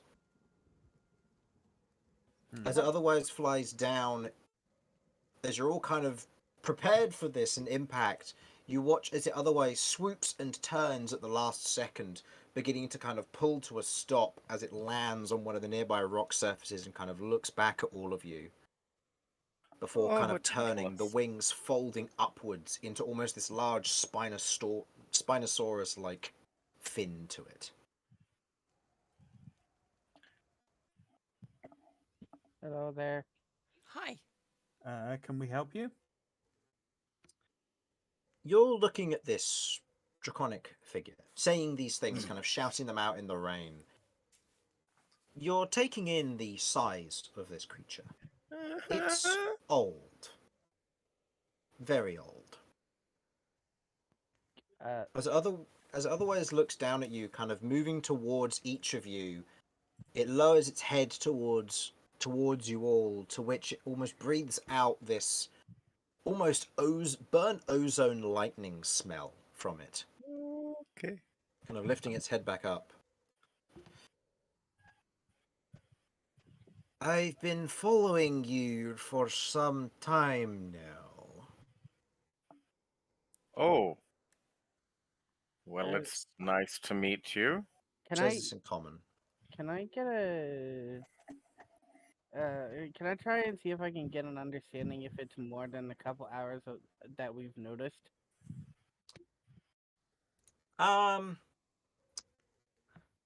I'll say it's hard to tell. With the perception check you had earlier, it's hard to tell whether it was following you from earlier or anything else, I'm afraid. Oh. Uh, Is there a problem?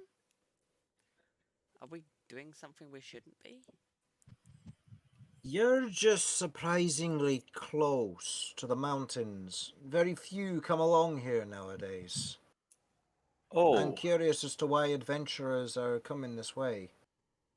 well, we didn't mean any harm. We've been asked to look into a giant ruins nearby, and we're told to try and have a look at it and see what it looks like and what's there. Is that a problem? No, not at all. For the time being, I've been sorting out what you've been attracting. What have we been attracting? And Well, thank you. it's storm season in autumn. You've been quite happily stirring up storm elementals by moving down there. Creatures know to Oh, hide in the rain. You've been moving. I've been oh. keeping you safe from them as best I can, and have been dealing with them as such. Thank you very kindly. I'm sorry, I didn't realize. No, that's okay. Adventurers are sometimes like that. I'm happy to help. Just stay safe out there. In the mountains, they're less forgiving. Mm. So when it's storming, be still and don't move. Or make sure that you're traveling under cover. If the sky can see you, they can too. Understood. Okay. Okay. Thank you for your concern and your help. That's quite alright. I'm just traveling through the area. Just Oh. don't get to see many adventures nowadays. And you said you're heading to one of the giant fortresses. Mm-hmm. Well, Yes, abandoned, apparently yeah. abandoned. Hmm. Very few Oh. of them are. Well, Supposed to be in these mountains. I'm gonna try and convey where it would be roughly, Hmm. based on the map we were provided of where it was.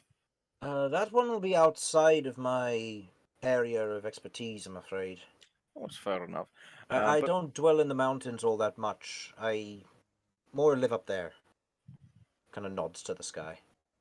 oh, is it like a cloud thing, or sorry, I don't really understand. I'm not really good with the whole magic thing, so it's kind of it's very cool for me that you can do basically just live in the sky. I just think that's impressive.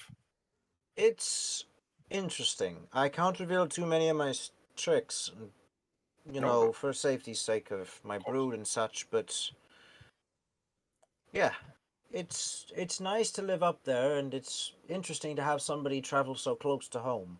Mm. Oh, that's fair. Wow.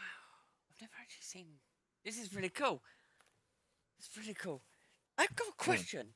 Do you shed scales? Not on the regular.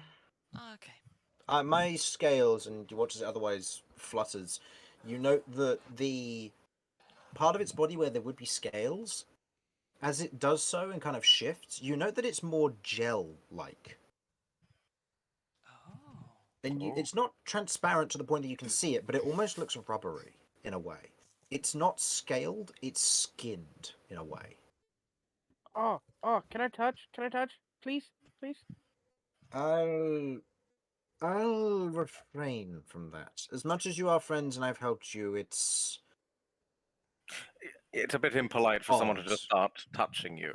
I respect that you asked, but in this instance I'll refrain if that is all right. Can I at least inspect? You may. All right, I'm getting down and I'm like getting close. I'm getting close-ish, but not too close. to where it might be too uncomfortable, but I am getting close to look. Yeah. And you can see that there is almost like this layer of what looks to be almost these slight sparkles on the exterior of it. Like a thin sheen of some oil almost to it. And as you otherwise do get a better look, it's odd for this kind of creature. But as you expect, dragons have scales. This isn't anything like that. I'm sorry if this sounds rude, but I am still learning of the world. What are you? I am a dragon. We are more commonly known as cloud dragons, though. Have we met a dragon before? Shown one. No, that wasn't a dragon. It was Drake, wasn't it? I can't remember. No, No, a it was dragon. a stone dragon. The great stone dragon! We cloud dragons tend to be more friendly towards your folk because we aren't hunted as much. Hmm. I don't mind helping out travelers in a time of need, so long as you don't come after me at any time. I don't know. It's reasonable. Mm-hmm.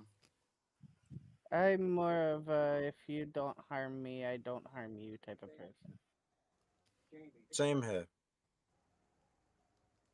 I try not to harm Well, anyone. I will let you be on your travels. It has been interesting meeting all of you, Mm-hmm. that's for certain.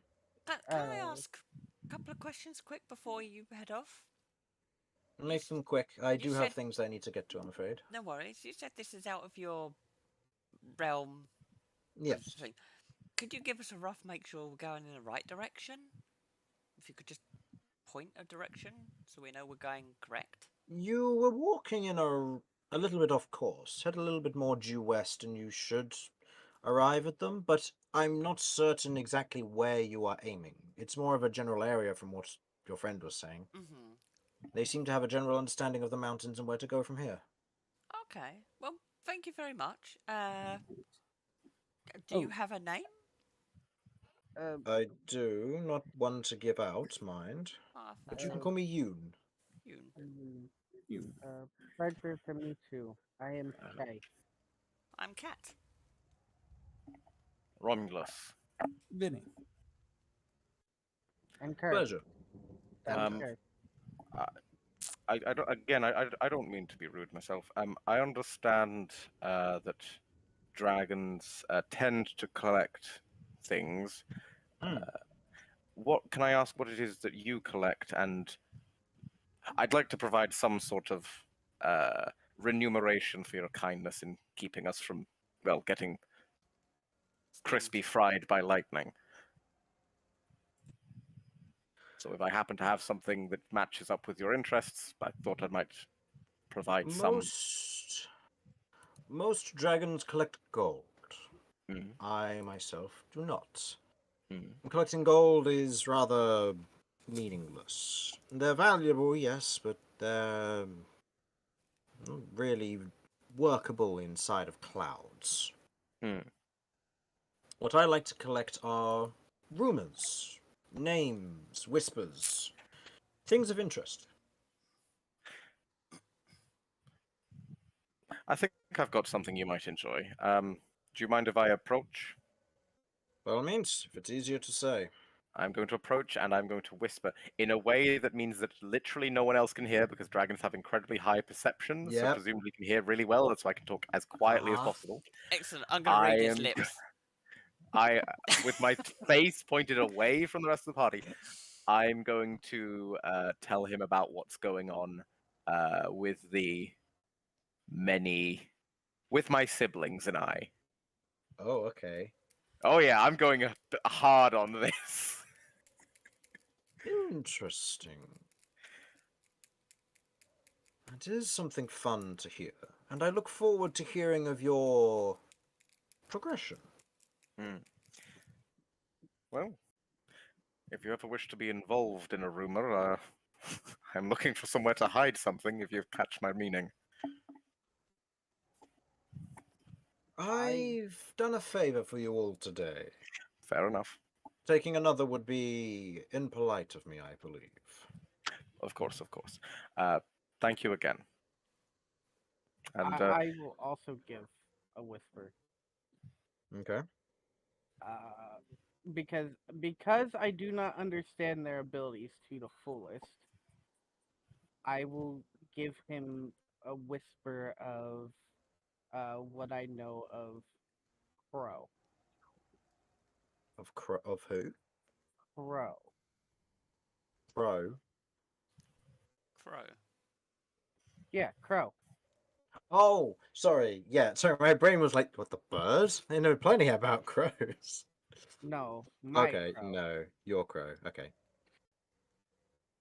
I've heard of a few like you before, like them before, but never to the same extent. Intriguing. Anyone else?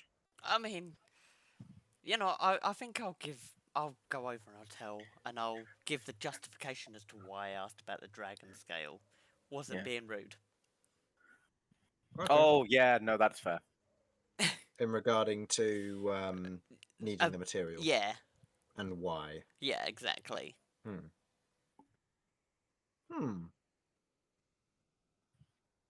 Strange affliction. Mm, Certainly one to put away. Has it got a name? don't know. Don't know yet. I'm just starting to find out. Well, when you do, by all means feel free to return to me, and I may be able to pass something back to you. And you too? I will say Curve will say something. She'll be suspicious, but she'll say something. And Vinny? Vinny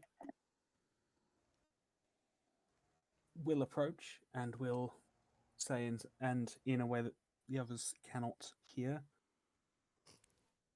we'll talk about his father briefly. Okay. To which also interest is taken.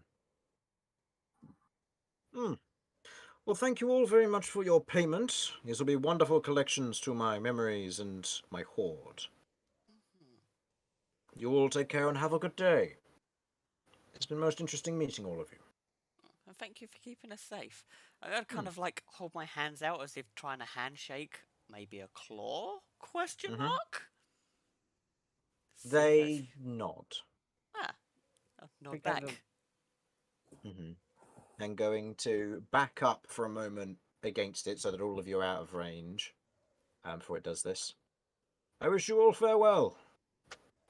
Take care. And Bye. in that Take care. moment, there is a ear-splitting crack of lightning which shoots to him, and you watch as they are hit by lightning.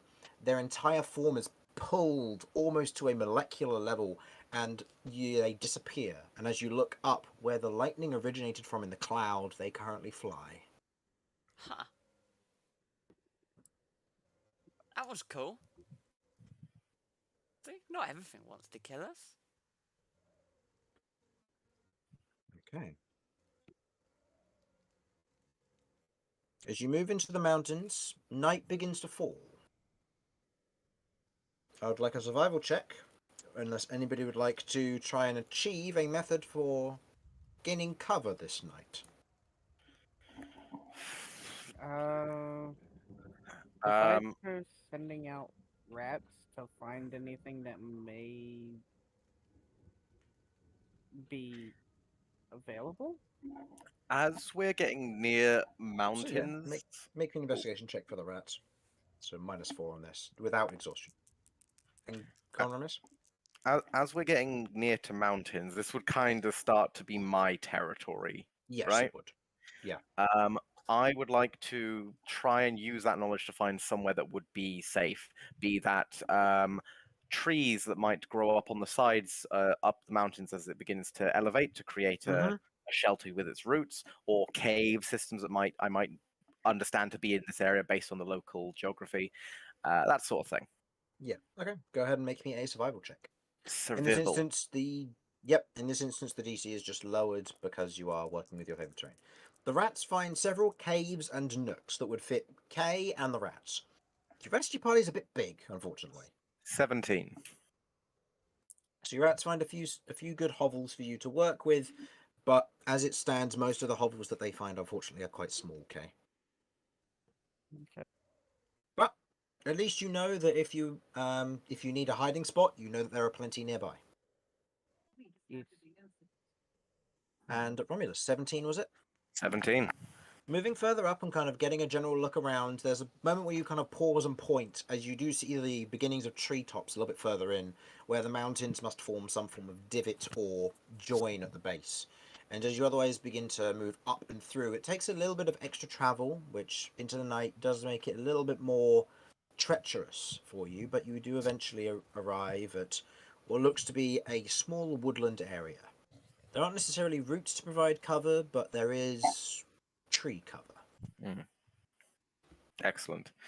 Then I will find the place that is most densely packed, but not directly next to the tallest tree, and try and try and set up camp there with my delightful pop-up tent that's completely waterproof. Yep. Da-da-da-da-da. All right. As you all set up your tents, I would like, given the shelter, I'll say that the skill check isn't necessarily necessary for this, but for cooking food will be, unless people wish to use rations. Should you fail, ingredients will be wasted. This is fair. The curve lacks food currently. Yes. So does Cat. I will attempt to cook, but I would like to ask the others to assist in any way they can think of to try and minimize the issue of the rain. And, Okay. you know, I'd ask for an assistant to help me with cooking. Can I use mold earth to create sort of like a fire pit? Oh, sort that's of ordeal? I mean, frankly, you could use it to make like a miniature oven. Like you could create like a out of earth, like sort of clay, A clay create kind a of, clay yeah. oven sort of thing, and then we could put it in there, and that makes life a lot easier. With- Yeah, that's With really Romulus is describing how and my sort of moulding earth. Might have to cast it Okay. a couple of times, but make a sort of clay oven. Yeah. Okay. So you make a nice, simple clay oven for it to work. So I'll say that that is automatically a success there. And I would like for assistance from someone who feels confident in cooking. I would prefer an adult. A cat slowly raises a hand. It says adult. Ah. After all, young girls should be studying in the tent where it's nice and safe and warm and dry. Yeah, I mean, I've lived out on the road before. It won't exactly be gourmet, but I can help you make some like trail food. All right, let's get started. So I'd like to forcibly take the aid action from Vinny. Okay, that's fine. And Kay, is there anything you would like to try during this time? This will be either as a backup to should Romulus fail, or as an embellishment to potentially make it better. I would like to go for as backup. What I was planning was to make sure that the food is at least minimally as minimal of nutrition that people need once a day. Okay, so I'll say make me a medicine check in this instance then. And Romulus, go ahead and roll me your cooking utensils. Yeah, and I'll say you've got the aid of Vinny here. I swear, Yeah, with I'll be- disadvantage, I'm getting nothing above a 5. Oh, thank God for advantage. I mean, the 18 was the first one. But assuming we're still doing con, that would be a 25. Okay. I I will got a say 10. K. With the 10 on the medicine, you otherwise, I will say in your case, in this situation, you otherwise provide the backup in this instance, but you are made aware that Romulus is very much packing as much as he can with what little as he can from the things that he has. So Romulus, if you are cooking something, go ahead and mark off whatever ingredients you might have in your inventory here, and this will provide Okay. rations for everybody. Okie dokie. Yeah. So, what I'm going with here, did we have any of the deer left? For example, its bones. You would have had just the hide because you didn't want to take too much of it, because if you took too much, then you would have had to worry about trolls following you. That's fair. In that case, I will be making very simple cheese and dried apple, not quite pastries, like hand pies type fritter Mhm. things. Yep. So essentially just a very simple water and flour base with a little bit of sugar and sugar or salt thrown in, cheese, and then the dried apple to create something that's not sweet, but it's certainly not. But it's got like that little bit of freshness to it. Yeah. And so I will be marking off. How many pounds of cheese would you say that would take? Because I've got a wheel of cheese, and I don't think I'm going to use the whole wheel. Also used Got 3 pounds of wheel of cheese, which is pretty. It's not insignificant. no, it's not insignificant. I will say mark off 2/3 of it. Okay. So say you have 1/3 left of that wheel of cheese, so £1 worth left. Cool. Seeing as this is being used alongside other ingredients that you have, but mostly it's cheese, we'll go with that. Okay. I would like to do one thing Mm-hmm. before it's time to sleep, and that is I would like to have the rats go out and scout around and see if they can find any small animals that are hiding out in the rain as well Okay. to help procure some food later on. Okay. I'll say go ahead and roll a survival check. And I believe they only have a +0 to this for your rats. And 15. 15. Okay. With the rats otherwise heading out, they do find food for themselves. They find bugs, they find small roots and stuff. There are a few other animals that are around the area. Notably, there are a lot of worms. There's the occasional bird that otherwise flies down, picks up a worm, and then leaves. There are birds coming down, so it's possible to lay traps or prepare and hunt them. There's what looks to be the occasional ground-dwelling creature, such as a mole or shrew or rat, otherwise running around on their own. Some wild ones in this particular climate. But other than that, this area is fairly quiet. There are what looks to be, I'll say with the 15, there are tracks for other creatures that move through here. Larger creatures. Will look to be a few goats. There look to be, from the tracks, will look to be a few bear tracks as well. So there are larger creatures here in the mountains which could be hunted for food, although some of them will be more aggressive than others. Okay. I wonder if I could get the swarm to take out a bird.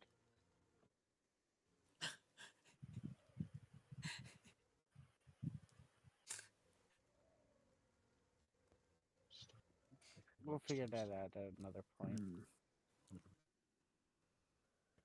Mostly just trying to figure this out for after the rain lets up or in the morning. Yeah. Well, that can be for the morning and doing some early morning hunting before we continue. But for the time being, you otherwise eat up and you begin to rest. I will say that Kay and Curve will not be able to participate in the watches because they will be sleeping to burn off their exhaustion. So who would like to take first watch? I cooked for everyone. I get to nap. Okay. So Vinny or Cat? You know what? I want to take mine with Romulus. I also sent you a message. I saw Yes, the message. the two people who note, can't see. Do note that at the moment there are 3 of you who need to divide 3 watches up unless you wish to have a watch unmanned. Oh. Yeah, so You can risk it if you want. That's up to you. It just means that when I roll on the random encounter table, I'll be rolling on my own, and if it ends up being a dangerous encounter, then that's almost certainly going to be a surprise round, depending on what it is. All right. How about me and Kat go first? Because that way, if once we're done, we're done. So if something happens, we've at least gotten as much rest as we can, I guess. No, I mean you've got three watches throughout the night, and only 3 people to do it because the other 2 have exhaustion, so they can't participate in this. Oh God, fuck. So they have to be 3 solo man watches. Okay, so I guess I'll go first then. Okay, Oh, I'll take Romulus. second watch since it's the darkest and I have dark vision Okay. right in the middle of the night. Then Okay. I will take the last watch. Okay. So Romulus, during your watch, you otherwise stay up and otherwise begin to kind of keep an eye out as best you can. Go ahead and roll me a perception check, please. Oh, I am so not going to do very well at this. And I need to see which one I need to roll. Okay. That is a natural one. I Natural see 1. fuck all. Correction. You fall asleep. Vinny, roll me a Constitution saving throw. If you roll high enough, you will wake up for your watch. Oh dear. Oh boy. You find my dead core. Oh, come on. Ugh.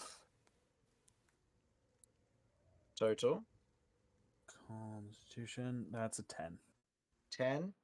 No, you don't wake up for your watch. And Cat, go ahead and roll for yours. Just note that Jeff is out as per usual.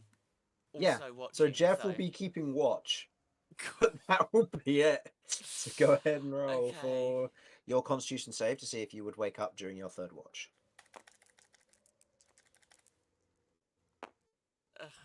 Can I? Okay. No, I can't even re-roll for that. That's fine. No. After a day's worth of traveling, some exciting events from previously before, and a meeting with a cloud dragon, a very unique creature for the party to be encountering, I'm going to say we're going to call the session there. And I'm going to roll all of this stuff off session and see what happens. Oh my god. So for the stream, thank you for watching. Hopefully you enjoyed. And I look forward to seeing you all next time. We will not have a session next week as it is Comic-Con, so we will be missing 2 people.